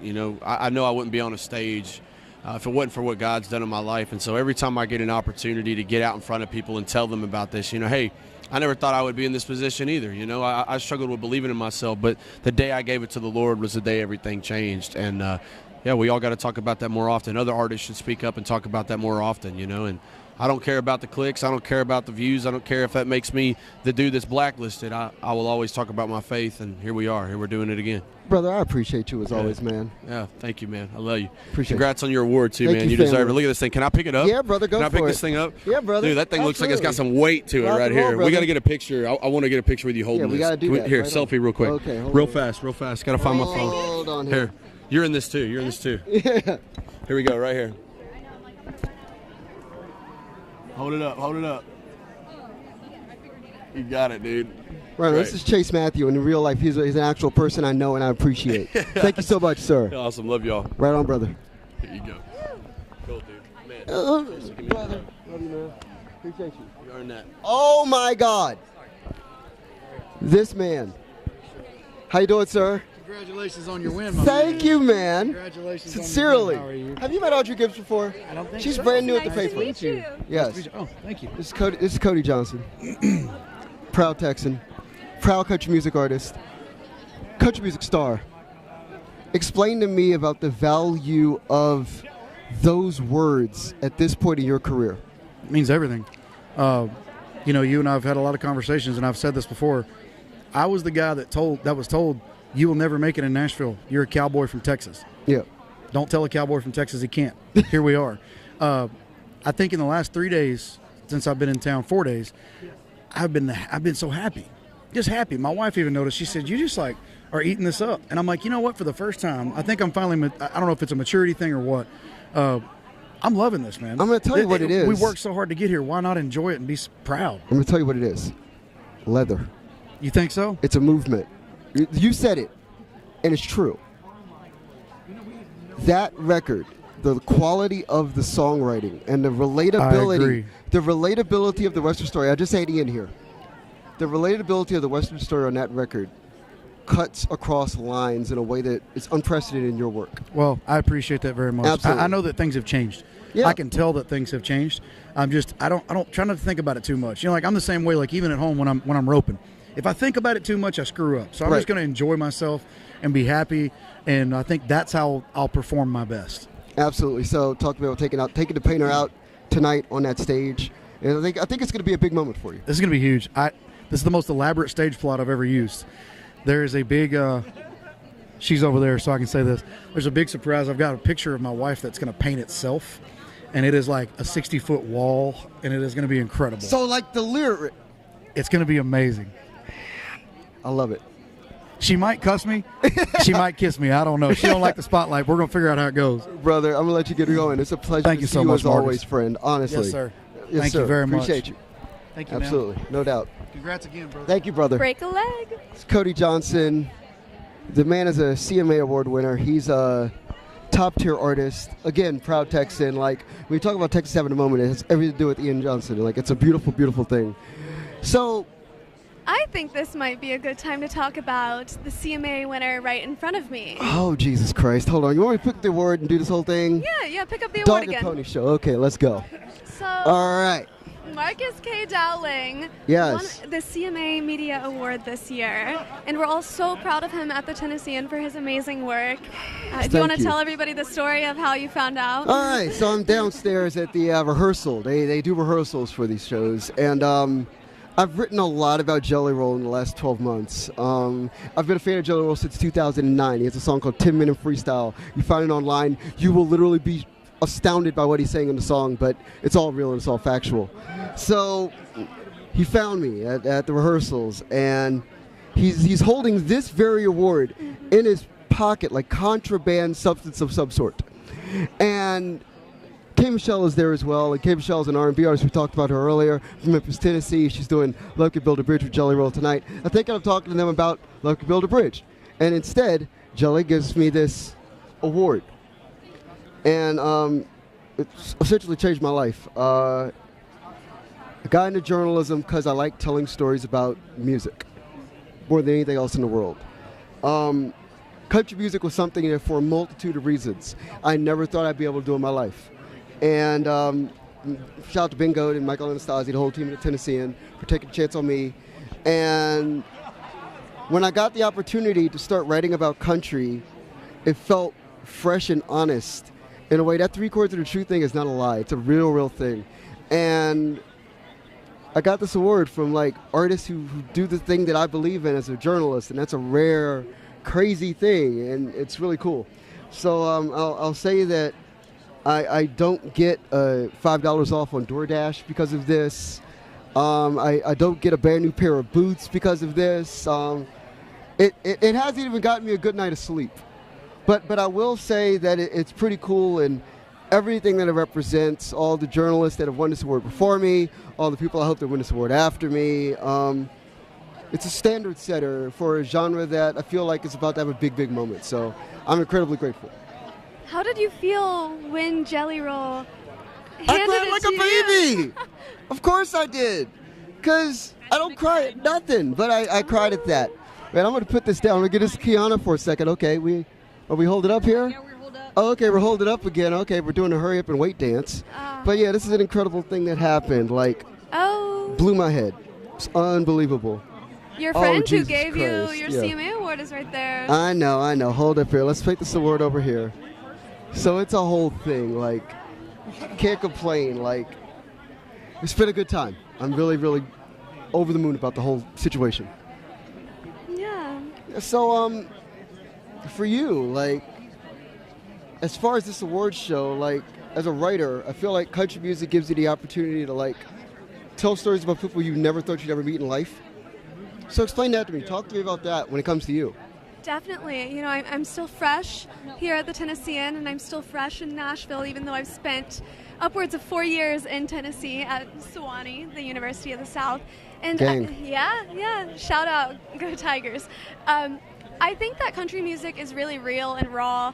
I think that, you know, Casey Musgraves and Brandi Carlile, like, those are some of the powerful women that got me into country music and made You followed your arrow to the Tennessean. I followed my arrow, and I think it's an honor to be able to tell stories that need to be told. You know, we're representing the American South, and this is a part of the world that has very different stories than other parts, and it's important to elevate voices and really dig into what these songs mean and what they mean for the South.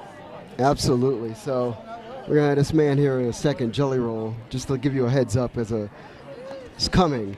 But it's just a really crazy time. Like, for me in country, it's just it's fun. Like, it's a fun time. Like, you can tell these stories, and the precision you can have in that space is a lot of fun. For me, especially. But yeah, so also talk to me about the value of what country sounds like on the radio to you, or it sounds like on streaming to you, now that you live in Nashville and you work in Nashville and you do this thing for the Tennessean. Yeah, I think that there's so much that goes into the radio and into streaming that we didn't know about, that I didn't know about until a couple of months ago. You know, there are the songwriters like Ben Williams behind Tennessee Orange. There are the record labels. There are the performing rights organizations. There's so much that goes into a single chorus or verse, and there's so many little worker bees that are behind that star on stage. So it's important to remember all of the moving parts. You know, it doesn't just magically show up. Hold on here. This guy. What's up? Of course. How are you? How you doing, brother? So good to be seen you. My guy, how are you? You look incredible, Papa, just like I knew know. you would. Heck yeah. Just like look at this. I wore a suit. Oh, brother, I love it. This is Audrey Gibbs. She works at the paper now. Good to see you. Welcome to the Tennessean. Thank you. So I'm Marcus going has to spoke reintroduce so you to this thing highly that you gave me. Yes. Is this not awesome? It's wild, right? Man, dude, I'm so glad you have it with you. No, of course I have to. No, Because this is incredible. In about 90 minutes or 2 hours, you might have one of these too. Woo, baby, stop it. So talk Listen. to me about this. You have 5 nominations, dude. Listen, and here's the best part of it, Marcus. Yeah. If I don't get my name called once tonight, I won. Right. I'm here. Year 2. Last year, I only qualified to walk the red carpet. I wouldn't watch the show from the house. Last year, I wasn't in the building. Unbelievable. A year later, I'm here, 5-time nominated, opening the show, closing the show. It is, it's unreal, man. I won. You know what I mean? The fact that we're here, baby, we've arrived. Now, if we get one of these, oh, it's over. We're going crazy. We're burning Broadway down, baby. You'll see us, and we're going to flood the streets. Okay, so real quick, on a very serious note. If we win, we're walking out the front door. Yep. Give me a hard sell to the camera about the toy drive. Listen, the Jelly Roll Toy Drive is active right now, y'all. All the Walmarts in Middle Tennessee, 8 different locations. You can buy a toy in there, drop an unwrapped toy that you just bought in the store right in the bin. It'll go straight to the ones that need it the most in Davidson County specifically. This is a Nashville toy drive. We're doing this for the city because we're from the city, and it's important that we do for our own city. Whether you live here, was born here, or just got here, please, man, help. This town needs the help. We're like every other town. This town helps so many people. I think this town should start helping people back. I think this is a great opportunity to do it. And as always, I'm not telling you to do nothing I'm not going to do. I'm going to buy $100,000 worth of toys myself out of my own cash. I'm putting in on this. It's going to be the biggest toy drive in Nashville history, y'all. Let's do it big. We partner with the Metro Police to distribute the toys. We partner with the Nashville Fire Department to distribute the toys. Metropolitan Nashville is holding all the toys. Beautiful. So they're accounting for every one of them and putting them in a warehouse. Wonderful. This is legit, straight down the middle, good business for the city. Real quick, I put you. One more, so I'm so sorry because you got an audience that problem. needs to know. The Nashville Predators have been involved and they're incredible. Thank you to the Nashville Predators for backing the cause. Hasbro cut a check. They put their money where their mouth was. They didn't just give us toys. They cut a check. I love it. Coca-Cola, Walmart. I can't even. Companies I would have thought would have ran away from me, ran towards me, and said, what can we do to help your cause? So I put 3 6 Mafia, Struggle Jennings, you, and a bunch of other artists in the paper today at the same time. Talked about the value of representation and opening up that door for a whole, because it's not just you. It's going to be a thing. It's a thing, It's a moment. Talk to me about that real quick. I'm looking down and I'm seeing K. Michelle. She's right here. There goes K. Michelle right there. Hey, we were just talking about you. Come here, show us that. Let us see that dress. Let us see that dress, Miss Michelle. Oh, my Jesus. So good to see you. So good to see you. Yes, Yeah, I love it. 100%. This is it. So good. Absolutely. So good. Proud of him. Like, I've been bragging on him all day long. I am so happy and proud of him because he has fought so hard and he deserves every award, everything he gets, because he had the biggest heart tonight and he's a talent. Oh, thank you, K. that. Michelle. I love you so much. Sorry I drug you into No, this. you fine, but we you were just good. talking about the beauty of tonight and all the people that are here. And I said, K. Michelle, I mean, it's across the board, dude. It's the biggest night of country music. And Talk about real quick, being part of the widest open time in country music. And you're a part of it, and you're supposed to be here. Yes. Because the country is broad now. You know what? You have been supporting me for years, telling me, Kay, you can't let anybody take your dreams from you. Like, you have to go in and do what you're supposed to do. And I'm supposed to be here. It's my first one with many more to come, and I'm going to continue to sing and fight, for the diversity in music, but just good music, period. Absolutely. Real quick, you're gonna have Winona Judd watch you sing Love Can Build a Bridge on stage tonight. You know what? I don't know. I don't even know how to think about it.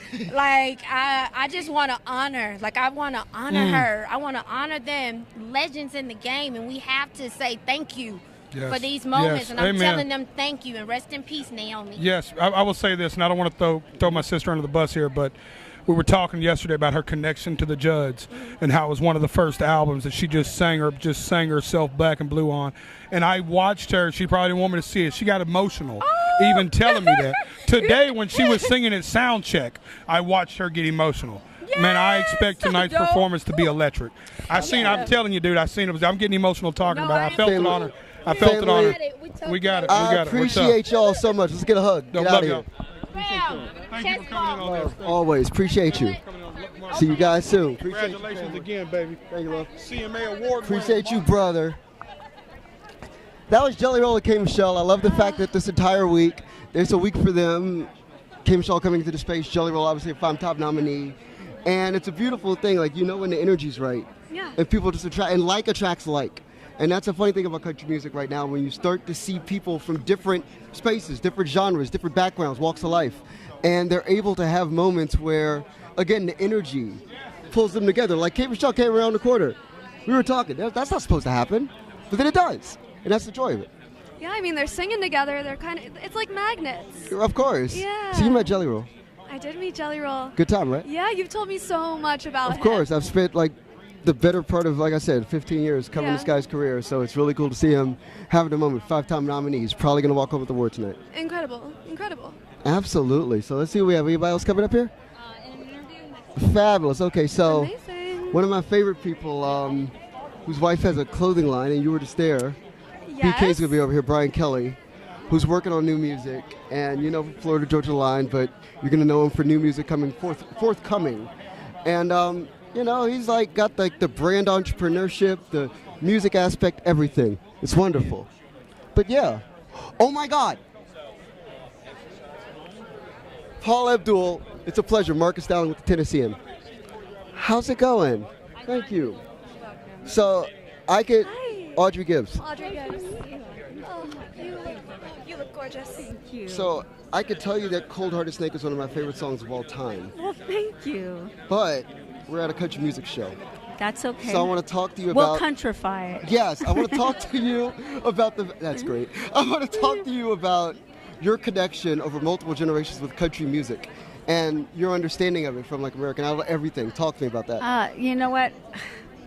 I've been so blessed, and I'm always like overwhelmed with gratitude for having been part of a life-changing show with American Idol, and being able to mentor and see what happens to the contestants that we had. Look, I'm a proud mama. I'm always proud to see Carrie Underwood. I'm in awe of what she's done with her career. Exactly. And how she's handled herself with grace and dignity, and she is a fierce bullet train on that fast, with no interference runway of just hit after hit, nailing it time after time. It's incredible. So I'm going to tell you something funny about country music as a space right now. There are people doing steps on stage now. It's a real thing. I know. It's exciting. I'm going, well, where do I get in on being the choreographer? I feel like you have to. I mean, yes, I have to. Yes. People just don't probably know I'm available. But now we're saying it to the world, to I want to USA Today in the choreograph world. some of my icons here tonight. I know. Oh my I can goodness. imagine. So, final question. Talk to me about the value of the power of a song, which is the big thing in country music, but also I think too you understand that very most. I so understand. You know, having the power of a song, it's the driving force of everything. And then when you add dance on top of it, it's the icing on the cake. And I've been so fortunate to have had the opportunity and still being, still hanging in there and having a wonderful career. It's very important to me. And I think, especially with the CMAs, I feel it's so much about the song, right? The storytelling, the instant connection of an emotional, connection. And that's what I love about this show and about country music is it pierces your heartstrings. Absolutely. I drove by the Great Western Foremost just out in L.A. Oh, really? So go Lakers, and I know Go that means a lot Lakers. to you, so it was wonderful. Of course, it was really cool. Thank you. Thank you so much for your time. Lovely meeting Appreciate you. it. Mwah. Absolutely love. Enjoy your evening. Oh. Brian. I'm really good, man. I just met Paul Abdul. You're doing really well. And you won an amazing award. I did Congrats, that. dude. Thank You're you, having brother. a big week, man. Man, I can't Happy for you. complain. So you're gonna have a big year coming here. You have new music you're working on. Yep, been working real hard, man, on a bunch of new music. And I saw you perform. Yeah. So, explain to me where you're at right now and how good you feel about the stuff you're doing right now on stage. Man, just thankful to wake up every day and music is continuing to lead my life. You know, I really mean that. I love music. I love creating and just having a blast with it, man. It feels like any day you wake up, especially when you wake up in Nashville, you never know what can happen if you're about to write or create because maybe somebody's going to cancel or maybe you weren't planning on writing and then you get a call and now you're writing and then you got a song you didn't plan on having that you love. And so it's a magical place here in Nashville and really opened up my world to new collaborators, man, and just really trying to expand my mind and my mindset to like have no limitations, no limits on anything, no small circle. It's a bigger circle. I was going to say, though, so how much bigger can your circle be? You're one of the artists for the last 15 years, 20 years in this genre that has operated in the broadest space, working with all the people, top down, people see you. How do you open that up even further? Just try to get the word out, to be honest with you. You know, in a sense. The word is out. Well, Brian is working. Kind of starting over in a sense, you know, and so just trying to get out there and. Yeah. But being open-minded, man. I think it's when I made Sunshine State of Mind, that was kind of a smaller crew. That's partly because it was a special little project, and it was made during a time when kind of the world was shut down for the most part, and so. But now, man, it's just. I'm really, really trying to do things right in terms of the right steps to build a true solo career. Pour the right foundation. I don't want to skip any steps. I want to do everything right. I want to be around for the long haul. This year right here has been a year of the mindset of 10, 15, 20 years down the road.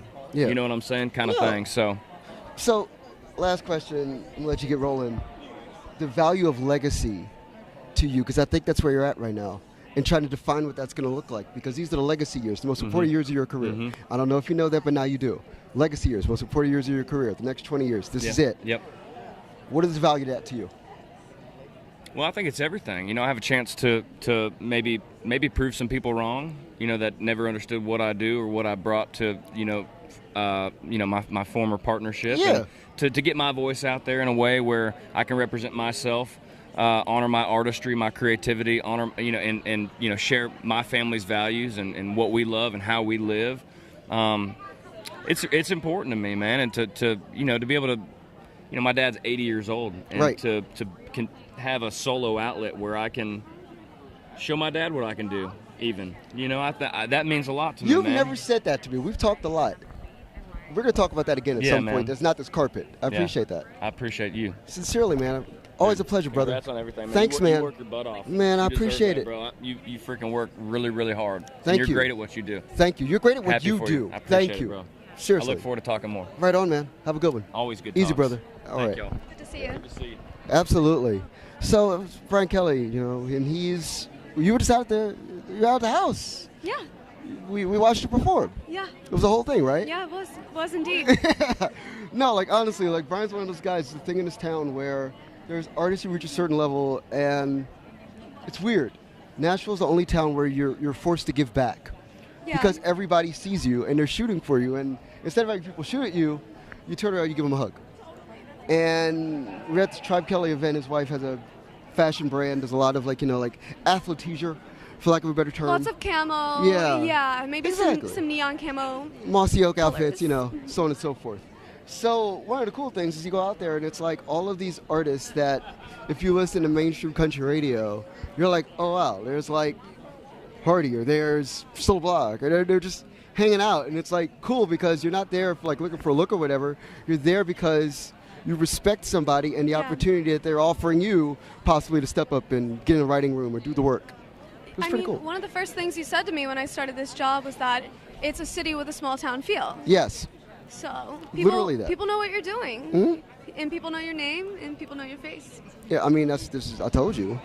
See, He these told people, me. They know you. He's always saying, Marcus is always saying, in this town, and I was always like, it's not a town, but it can be a town. Wait, hold up here, hold on. Thank you for saying that to America. It can be a town. Thank you. Thank you. I'm gonna hold you to that. You can play back the stream. That's what I'm gonna do, like all night long. So I'm gonna do. Oh my God. Okay, so. All right, cool. We got somebody coming now. I'd love to talk to. One of my favorite people to talk to. So that'll be a good time. But it's like a whole. Okay, so like here's the best part about the carpet for me. I'm gonna lay this sketch out for you. Lay it out. Whispering Bill Anderson is over here.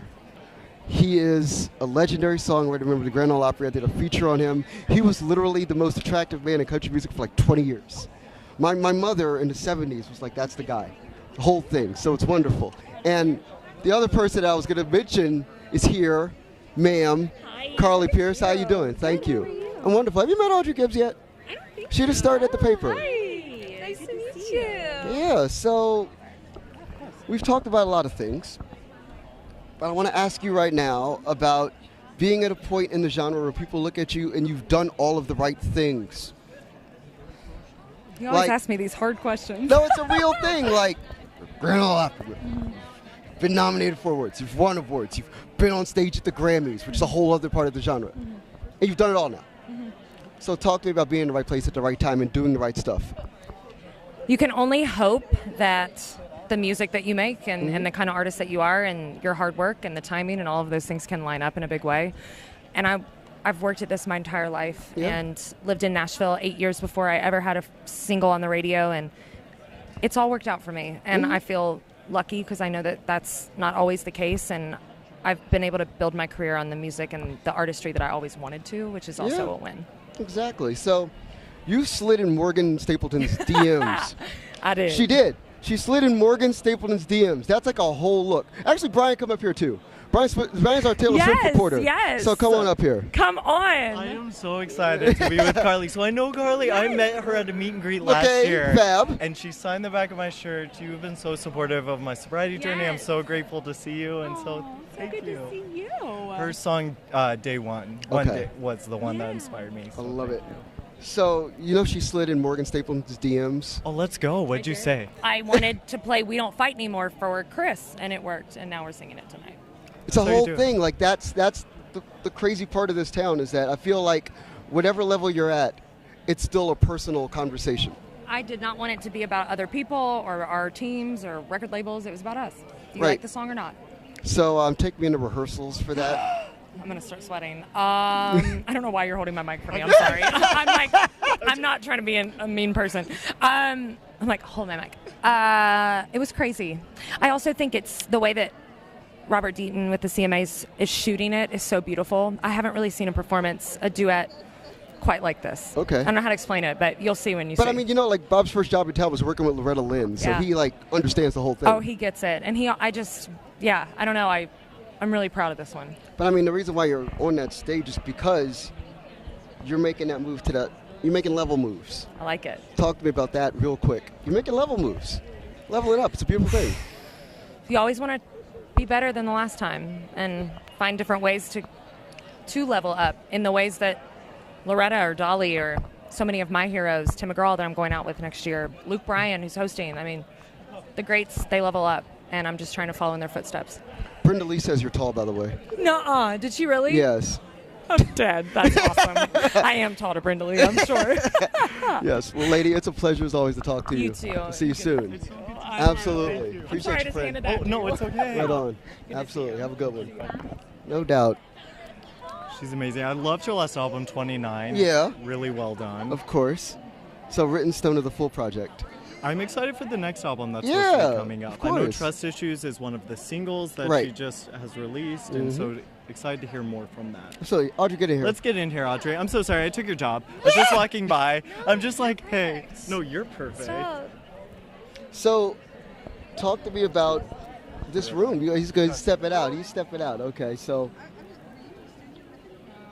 when it comes to like artists like that, it's got to be crazy because like you look at her and she's like a two-dimensional person on social media, but then you see somebody and they're like an actual person who like lives, breathes, works. Seriously though, and with someone like Carly Pierce, like I was having kind of a stressed out day yesterday, and I put her music on and I listen to her in Works my every car, time. and it works. what she's doing works. So to see that there is an actual, vivacious, breathing human being behind that music, it's a really wonderful, like, warm, fuzzy feeling. I'm glad. Absolutely. So, yeah, this is the fun time in the carpet where, like, we get these lulls. Yeah. And it's fun for me because this is the time where I might be on camera talking to you, but I'm, like, physically going through my head thinking about, like, the crazy Who have we things. not talked to? Yeah. Oh, it's not even that. Like, I know I'm going to talk to everybody at some point. But it's cool because you have to take these moments in and, like, reflect on it and be like, oh, my God, that was cool. Like, I saw Carly. I saw Whispering Bill Anderson, who was on stage with Carly at the Ryman Auditorium when she played there last year, and that was cool because she was a brand new Opry member, and Bill is the Opry. Yes. And you get this thing where it's in country where, like, you could be a modern artist and be hip and relevant in modern space, but country music is almost 100 years old.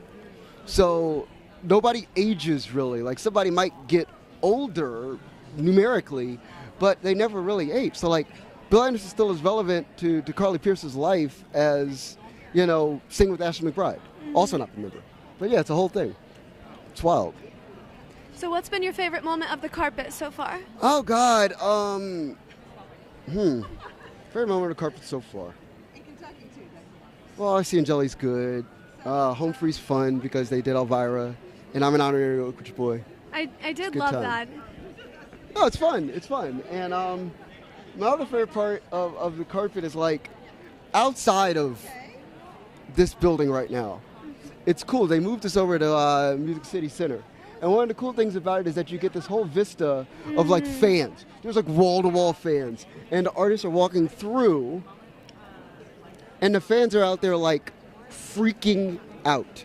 Wow. And it's funny because it's like last year, there was, like, a murmur. There was, like, a constant murmur. Like Ernest pulls up in, like, a drop-top Cadillac, as Ernest would do. And he pulls up with his caddy. He's thinking it's going to be like, rah! And instead it was like, oh, wow, that's cool. Now artists are pulling up out here this year because of the last 12 months that country music had, and it's like, oh my God. So, Cam, come on in, brother. What's going on, man? Man, I'm good. It's good to see you, man. So, you having fun? I'm having a really good time. I didn't know what I was doing. It's Audrey Gibbs. She's with the paper, yeah. Kimber Marlowe. How you doing? Kimber Marlowe, nice ladies to and meet you as gentlemen. well. So, you're like a road warrior now. You're like officially like an actual vetted person that, like, puts in over 100,000 miles on the road. Yes, I would say that. I have slept more nights this year in my bus than I have in my own bed. So, right. I would say that's hopefully road warrior status. No, that's real road warrior status. So talk to me about the tours this year, because I think that's been one of the coolest parts of your year this year. My gosh, we've been on so many tours, including our own. We just launched our headline tour, but we've been out with Jordan Davis, Dierks Bentley, Luke Bryan. There's two others in there, blanking off the top of my head.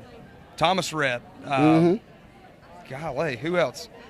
I know I'm missing another one, but yes, but all kinds of it. Yeah, talk to me about the learning curve, because you're at a fun and fascinating part of your career, too, where you're like, you can write country music artists on your tax return.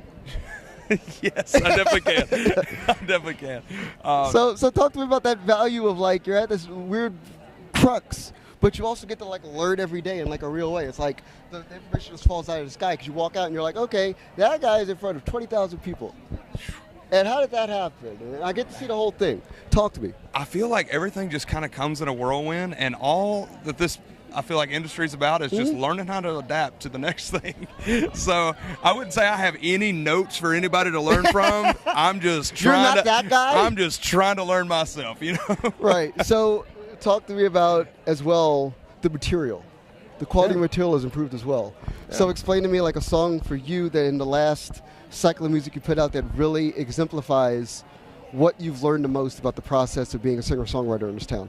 For me, it was actually off my last project. I wrote a song called We Were Cowboys, and it was the title track to my last record.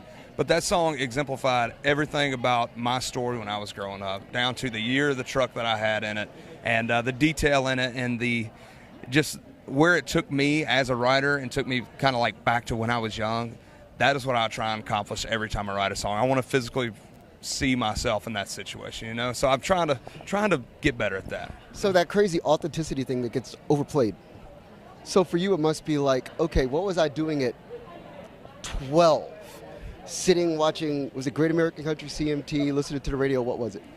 For me, it was listening to the radio. Okay, so you're listening to the radio at 12. What is it about listening to the radio at 12 that you carry into the songwriting room right now?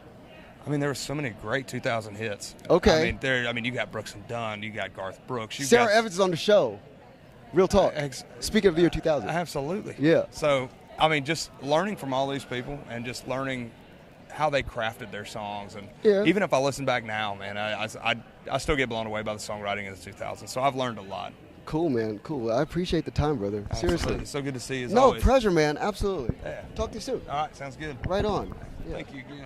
Nice to meet No you. doubt. Nice to meet y'all. Yeah, Cam's good people.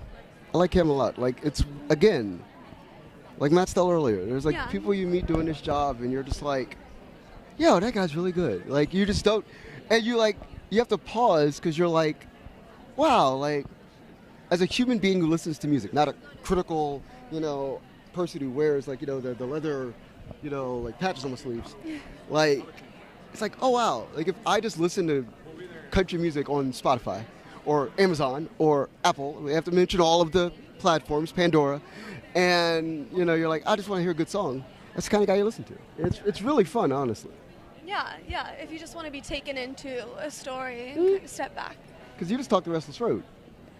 I did indeed. Yeah, Yes. That was like your first big country feature at the paper, right? It was indeed. Hold on, yeah. Tennessean, first 6 months, $1. Online, tennessean.com. Sorry I have to do it. But go back it. Restless Road? Yeah. Absolutely. That's Chris Stapleton. Just Yes. casual. Amazing. But it was wonderful to chat with Restless Road. Yeah. They're just such up-and-coming stars and lovely and earnest, and they gave this absolutely wonderful interview, and they just welcomed me into their new album, which is called Last Rodeo, even though it's their first rodeo. Fabulous. I love it. Cool. So I think we have Chris Stapleton here with his wife Morgan. This is all just kind of crazy, and oh my God, yes, let's bring them over. The Midland boys are here. These are my guys here. in real time, in real life. Cam. Cam's not here? We kicked him out of the band. Killing me. What's going on, brother? Hey, Harry. How you doing, man? Come on through. We're on live. Hey, Hi, Audrey Gibbs, Tennessean. What's going on? Good to see you guys. Hey, how you doing? Yes. So. Oh, for me, thank you. Yes, this is Audrey Gibbs. She works at the paper now. Hey, Audrey, nice to see you. Yeah. So, talk to me about the touring thing now, because I feel like you guys party. Like there's like a whole cadre of artists building who understand the value of the timeless. It's not classic anymore. It's timeless to me now. Ooh, I like Country music, entertainment, expectation. Before that, we did not kick Cameron out of the band. I know. He had foot surgery. Okay. And timeless has a nice ring to it. Yeah. No, that's what it is now. That's what yeah. I think that's what we came out of the gate trying to do was write and record songs that were going to stand the test of time and be around forever, be classic country someday, always be in the canon of American music. I feel like if you do it right, that's kind of what you are striving to achieve. Absolutely. Your thoughts? I think you just said it all. Yeah, so there's a Jimmy Buffett tribute tonight, and I know that Jimmy Buffett means something to you guys in a certain specific sort of way. So explain that to me. He means a lot. Our last album, The Last Resort, was absolutely a tribute, an homage to Jimmy Buffett. The song The Last Resort was us chasing that Gulf and Western sound that Jimmy made so iconic and, pretty much created with Jerry, Jeff, Walker, and a couple other guys. But for me growing up, Jimmy Buffett was just the soundtrack of my life. I was introduced to Jimmy at a very young age, and being a surfer and a beach guy as well, Jimmy just always seemed to be the soundtrack playing in the good times, the bad times. We were in Australia on tour in a beautiful little town called Newcastle on the coast, and we found out, I get emotional still thinking about it, I think he might be one of the most underappreciated American artists and songwriters that's out there because of the Parrot Heads and the Jimmy Buffett kind of theater that was created by all the fans. Right. But that shouldn't take away from the seriousness of that man's songwriting catalog, and he was a completely singular kind of artist. He had a unique voice, and you don't see that very often. Most times people are kind of copying and impersonating somebody, and I felt like he found who he was and he ran with it, and I think that's something we've always chased. But he's written, and I'm not just saying this because it's Jimmy Buffett tonight, you know, I cried for a couple days, and I had a mandatory party in my room until 5 a.m. and watched the sun come up, listening to A1A and to, you know, songs in 3/4 time and on repeat, and we were just kind of swapping and telling stories, and that's what his music has always done. It's brought people together, and it's kind of opened up people's emotions. So R.I.P. Jimmy, I know you're listening tonight, maybe not to this interview, but I know that you'll be feeling the energy of everybody this evening, and you know, it's somebody that you really aspire to be like. Absolutely. Well, appreciate you, so man. Authentic the way you said that. Absolutely, no. Maybe not to this interview, but he's going to be listening tonight. Absolutely. Yes. Well, I appreciate but you I think guys. he will listen to this interview as Oh, well. I hope so. Yes. Well, I wasn't trying to take away from the quality of this interview. He's a busy man up in heaven. He's got a lot of people, you know. It's a party, pulling right? wrists like Chris Stapleton. He's getting pulled in a million different directions. Appreciate you, man. Thanks always for your time. Sincerely. Appreciate No, you. honestly. You look great. Thank you, man. Thank you, guys. You got a Right new on. song coming out next week. Yes, sir. Yes, sir. It's going to be great. Thank Appreciate you, brother. Thank All you. right. It's one of my favorite things about the Midland guys is that they actually appreciate the history of country music.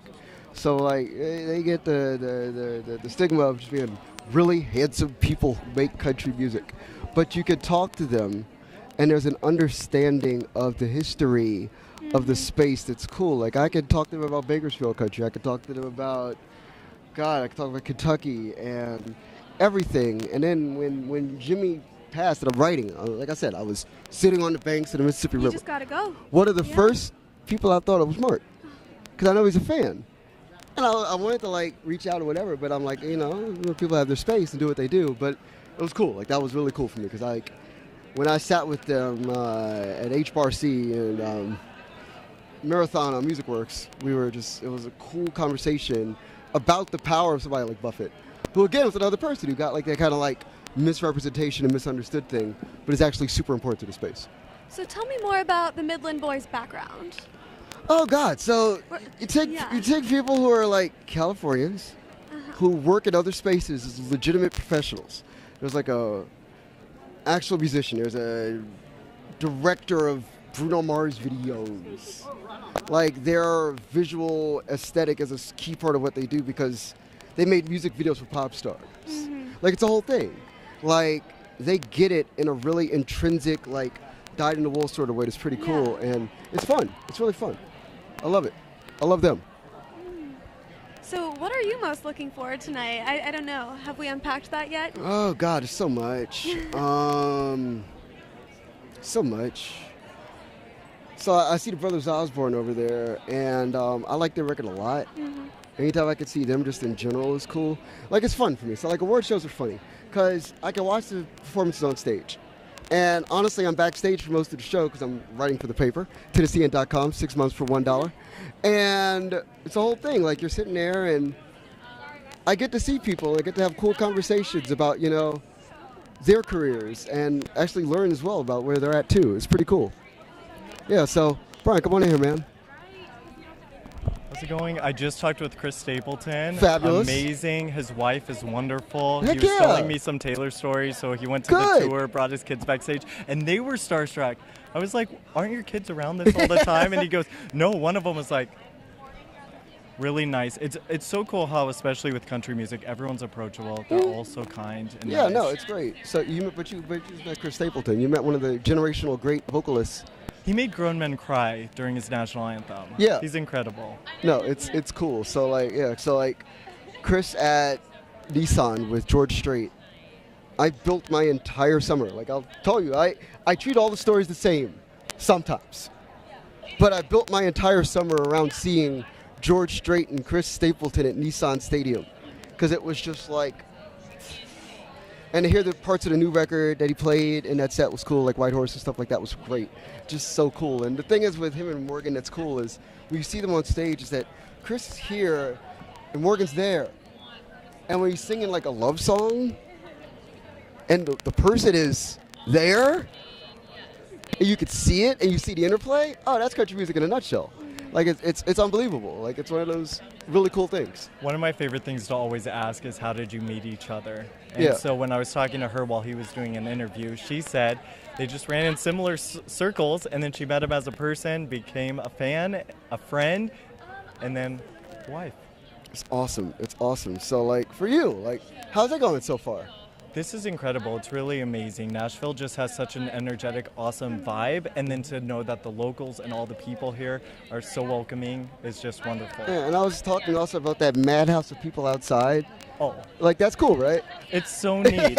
It's neat just to walk this and talk to everybody. Everybody's so nice and approachable. Even Paula Abdul, I went up and I was like, can I give you a hug? And she said, absolutely. No, it's a weird thing, because, like, the thing about country is that you come to an award show like this, the one thing that I like about what country's retained and all with all the progressions, whatever, is that organically, these are people who care. Like, at their core fundamental root of who they are. And that's a cool thing. Like, you lose that sometimes in other spaces. Like, you know, you go to, like, the Grammys or whatever, you go to some pop thing or whatever, and sometimes it's like people are standoffish and cold, and not this room. Not here. No, it's so neat. It's neat just to see the stars walking by. We even have Lady Antebellum that we can see over there. Yep, it's cool. They're here too. Everybody's here. Whole squad. I love it. Now, you've been covering this so many years. Is there anything about this event that surprised you, or something that's a takeaway for you? Surprising. I got it. Okay, so I will say that it's cool to watch people still be surprised by the idea that they could win. So I spoke to Dan and Shay. Dan and Shay have been nominated 10 times for Duo of the Year. They've won a lot of Duo of the Year trophies. But when you talk to them and you have the conversation, you're like, you're nominated this year. And they're like, yeah, you know, like we're in this weird spot because we've been through some stuff, and our new record is reflective of this, and our old record is that, and wow, we got nominated. And it's still so like hip, relevant, and like timely of the second to them. And that's just so cool to see. Like you get that, and you're like, to me, I'm like, wow, you guys are great. Like, you know, I understand what you guys do, streaming numbers, all that. But they're just like, I hope we win. It'd be kind of cool. That'd be really fun. You're just always surprised by that. Audrey, this is your first CMA for the Tennessean. What was kind of your takeaway from this? Yeah, I think that I was nervous to step on the red carpet tonight and to meet all of the stars, you know. But I think my big takeaway, like you said, is everybody wants to be here. Everybody is so approachable and kind. People want to talk about what they're making and what their friends are making. So as Marcus calls it, it really does just feel kind of like a dinner party, and I didn't expect it to be so casual, in the best way. Casual in the best way. Yeah, I was going to say, I call this the world's best, worst dinner party. Well, you are the best dressed at this dinner party. I forgot my lavender. No, we gotta suit. get you one. We gotta get you one. It's okay. It'll happen. It'll happen. Everybody will have one. It'll be a part of our next group meeting with the paper. We'll figure it out. We'll get you sized. The whole deal. Can we expense that? Yeah. Oh yeah. Yeah. We'll do From your lips to my ears. That's what I'm saying. Absolutely. So yeah, we got folks coming here. They're definitely making their way down. Let's make sure. Yeah, it's a whole thing. Yeah. Is she coming now? Okay, cool, excellent. So we got Megan Maroney coming soon, Tennessee Orange, you know, the Lucky album, all that deal, all that jazz, good times. And I think she's on her way now. She's right behind. She's right behind. Would She's you getting wear ready. Tennessee Orange The anticipation. for anybody? I've definitely worn Tennessee Orange for a girl. That's absolutely 110% true. It's been done. It's been done. Absolutely. Easy. I love to, just when you're watching interviews like this, all the people that make this happen, right? All the publicists, all the makeup artists, everybody, all the teams that come with these artists. It's so cool. it's really amazing to see. Okay, ma'am. She's coming in. I'm going to step out here. Go, Hi. Audrey. Thank you. How you doing, love? You look great. Thank Congrats you. on the CMA. Thank you. I mean, you look great.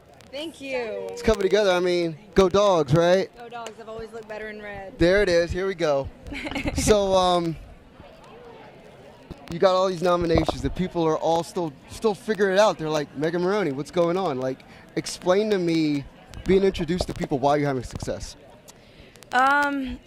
It's interesting, but I'm glad that I have a debut album out now, so where they don't have to wonder. If you want to go check it out, got a whole album. I have an EP out. I mean, I think that's good that my debut album is out. It was a little hard before it came out because only having an EP out and then Tennessee Orange, you don't have that much stuff to look back on. But I think my debut album is like a good representation of me as an artist. So you're touring with Kenny Chesney. Yeah. And you're gonna play Tennessee Orange in front of Kenny Chesney. Yeah. Probably in Knoxville at some point. Mm-hmm. If they boo you, is that okay? Sure. I guess. Because I feel like that's a big cheer in that case, right? Yeah. Because I was thinking about what I was literally writing up the story, and I was like, I have to ask Megan about this because it could cause a cool moment. Yeah. Still want the dogs to win. Absolutely. So, talk to me about this record. Hey Johnny is one of my favorite songs, like literally in the world. Thank you. Honestly, I'm a huge fan of it. And I feel like it's a cool thing with people who are like fans of songwriting in town. We all have our favorite song off the record, and it's the cool conversation. Honestly, I'm telling you this in like real time and I have conversations with people, and it's like I'm like I like this, and then people will like stand on something else on the record. Yeah. Talk about inspiring that kind of feeling in people. I mean, that was the goal. I think like when I was picking the track list, I didn't want any two songs to make you feel the same way because I wanted my debut album to have something for everyone. So if you're falling out of love, you can listen to Kansas Anymore. If you have, a boyfriend that doesn't treat you very good, listen to Girl in the Mirror. Yep. If you want to just party, listen to Lucky. Yep. If you're into the old school stuff, listen to Why Johnny. Like if there's love songs, sad songs for sad people. So it's like a little bit of everything. And that was the goal. So I love that people have such different, passionate favorites because they are. I ask my fans during my meet and greets like what their favorite song is, and it's never a unanimous vote. Right. So who's the most awkward person that's liked the picture from 2016 on your Instagram recently? It wasn't recent, but ever. My ex-boyfriend's new girlfriend. And I put it in song. Oops. Oh my God! So it's always a pleasure to talk to you. It's honestly, great to see you. I hope that all continues to go well for you, and I hope that there's an award win for you tonight too. Thanks. Thank you Fingers so much. crossed. Sincerely, we got you. All right. Always a pleasure. Thank you. Yes. Oh my God. Hi. Hello, friend. How are you? I'm fabulous. Thank you. You look great yourself. Thank you. Ladies and gentlemen of the world. This is my daughter, Audrey. Oh, I know. How you doing? Nice to meet you. Pleasure. Audrey. Yes. Audrey? No way. What's Yes, your middle name? Ray. She's Elizabeth. Okay, it's Audrey Gibbs. She just started at the paper. Oh, that's amazing. Congratulations. Yes. Awesome. So for the world who's not aware, this is Sarah Evans. Hello. Sarah is one of my favorite vocalists in the world. Oh my God, thank you so much. No, you're one of my seriously. favorite journalists in Thank the world. you. So you're a Grand Ole Opry member, and for you, it probably meant more as it kept coming to you, because that was at the Restless show at the Ryman. At the Ryman, and it was funny the way they did it, because they had like all of your friends come on stage who are all legendary musicians, and they're rolling out this announcement inviting you to the Opry, which had to feel like you were stuck in quicksand. Oh, yeah. Well, it just made me feel so special because for them to agree to be involved in that and asking me to join, and I keep joking that, they took so long to ask me that I thought I already was a member. And so many people, when I wrote the story and I put it out and people email me back, I get emails from like very passionate country music fans. And this one woman was like, I thought Sarah was a member since 2015 or something. Exactly. And I was like, no, that's not true. But yeah, I just don't know why. But that's sort of the way my life goes. My life and timing is very strange. It's either perfect timing or awful, and usually it's awful. I'll come out with something, and then someone else swoops in and gets all the attention, and so it's sort of like Audrey being here tonight. I try to look beautiful and incredible, and then Audrey swoops in. And the short hair is a look. You look amazing. I did short hair for tonight because I wanted to get a lot of attention, and so far it's not working. But yeah. Hold on. We'll get into the camera so we can give you the proper attention for this. Yeah, take it all. All right, cool. Here short we go. Hair. There it is. Wonderful. There it is. So, question for you as well. We've talked about this before. It's one of my favorite things about you is that there's so much R&B in your vocal, and it allowed for you, I feel, to have the success you had in country music because you refreshed a space that needed refreshment. So talk to me about the power of that in your career. Well, thank you for saying that. I started out in bluegrass when I was a little girl of 4 years old. There's a common denominator between soulful and bluegrass and country, and so it's very, very real. It's very like from the heart, and there's nothing manufactured about it. There's nothing manufactured about my voice. I've never let people tune my vocals. I'm totally against that. The only thing I will do is comp vocals because I want it to be real and emotional. And even if there's parts of it that aren't perfect on a certain song, it's emotional, and I'm all about that, like the realness. And even though like Dolly is a generation ahead of me, I feel like I spoke to her today, actually. Did you? Yes. Oh my God, you're so amazing. lucky. Dolly's and Loretta, they're a generation ahead of me, but that old-fashioned, true country girl really lived the life of the things you're singing about. I think that shows through. I love it. So I have a question for you. Yes. About your mother's catalog. Okay. What's the greatest value to you, living life, dating, being in life, to understanding the words of Suds in a Bucket? Honestly, I can't relate to that song at all because I'm never moving away from home. I told her, I was like, I'm staying home until I'm 25 or until I'm married. I never want to move out. I love that. Yeah, she has forced us to like stay with her all the time, and honestly, it's been so worth it. Like, yeah. Well, they all grew up on the tour bus. You Right. know, I would have a baby. 4 weeks later, I would be out, especially with Audrey. Audrey was born, and 4 weeks later, I performed Suds in the Bucket on the CMA Awards with a black suit.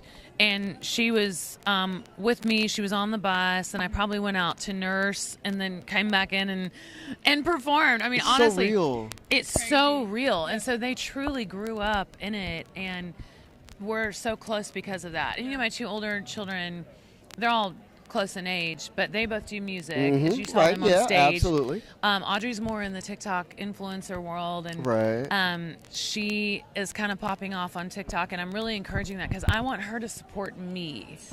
Good. It's time. I like that. It's The time. roles are gonna reverse. Yeah, one it's day. time for you to start buying me shit. Yeah, I know. I've maxed out your card one too many times. One too many Me times. too. Yeah. I got So you. Audrey Evans, look for her because she does these funny day in the lives, and also sometimes she'll include me in her day in the life, and so people get to see, the real Sarah Evans like at home making dinner, and I love it. yeah, it's fun. Cool. Well, thank you so much. It's always Thank a you. pleasure. It's so great to Right see on, you. friend. Yeah, Absolutely. And I told you you're writing my next Oh, Lord, memoir I with me. appreciate Yeah. you. Thank He's you. amazing. We'll do it. Amazing. Appreciate y'all. It's so nice to meet you. Pleasure, Nice to absolutely. see Thank you. Good one. Nice to meet you. No doubt. Other Audrey. Yeah. Again, so like when she put out Suds in a Bucket, I was 23. Wow. And I would go out to dive bars, and if I was talking to somebody and they couldn't sing Suds in the Bucket, that was not a good thing. Because it's a great song, and it's one of those things where like it's a conversational song, and you can talk to people about it. It's a lot of fun. I'm probably giving people way too much information, but that's the kind of person I am. I'm in a country music room, so you got to do that. It's that 3 quarters of the truth thing. But yeah, it's a lot of fun. Like she's fantastic, and she's got music coming, and she's a Grand Ole Opry member. So the thing about the Opry, brief interlude about the Grand Ole Opry. One of the things that's cool about the Opry right now is that they have added more members to the Opry than they've added in probably 40 years. So tell people how many there used to be and how many there are now. Oh God, there's 200 overall. There's like 252 people have become members of the Grand Ole Opry in the show's 98-year history. Mm-hmm. And it's a cool thing in country for people who aren't aware. The Grand Ole Opry is a venue, yes, but it's also one of the longest running radio shows in American radio, in the sense that you could, you go on there, you have like 3 artists, they do 15-minute sets, it's a whole thing. And right now they've been adding people that, like somebody like Sarah Evans has been on that show all the time, and she wasn't a member. And becoming a member means that you're like frequently expected to perform 12 times a year on the show. So it's a whole thing. So are there other perks that come with membership? Oh, well, you get a whole plaque that's put on the wall backstage. Like Gary Muledeer, who's a legendary comedian from the 1970s, hung his upside down because he's hilarious. And, you know, like, it's just a cool thing. Like, and also it's the idea that there's a dressing room that is there that is, like, a little bit further down, right next to the entranceway, and that's where Roy Acuff is, and that's where his office was when he was the host for multiple years. It's pretty cool. Wow, and there's so much history in that space, you know. Yeah, I We're mean, here at Bridgestone, no. We Opry, I took you to go see Tyler Childers your first week at the Opry. Yeah. That was the whole thing. It was a whole thing, and it's so emotional to be stage side for Tyler Childers, but Casual Margot Price, right? Casual Margot Price. I Good believe times. Yeah, we are well, at the end of the carpet. Yeah, I mean, we're done, and I will tell you that soon you should tune in to ABC at 7 p.m. Central Time, 8 p.m. East Coast, 5 p.m. Pacific to watch the 57th Country Music Awards. Also, follow our coverage at tennessean.com. Yes. 6 months for $1. We're going to be covering it all night. So you want the breakouts, you want who wins. Yeah, and check the website. Here's my award, and a lot of people will get awards just like this. So thank you so much for your time, and we will all see you soon. We're out? Yay! Yes. Oh. We did it. It's done. The first one. Yes. Hi. The first CMA of the night, Kaylee Bowser, just won International Artist. Would you like to Oh my God. share? We just went off the air. I apologize.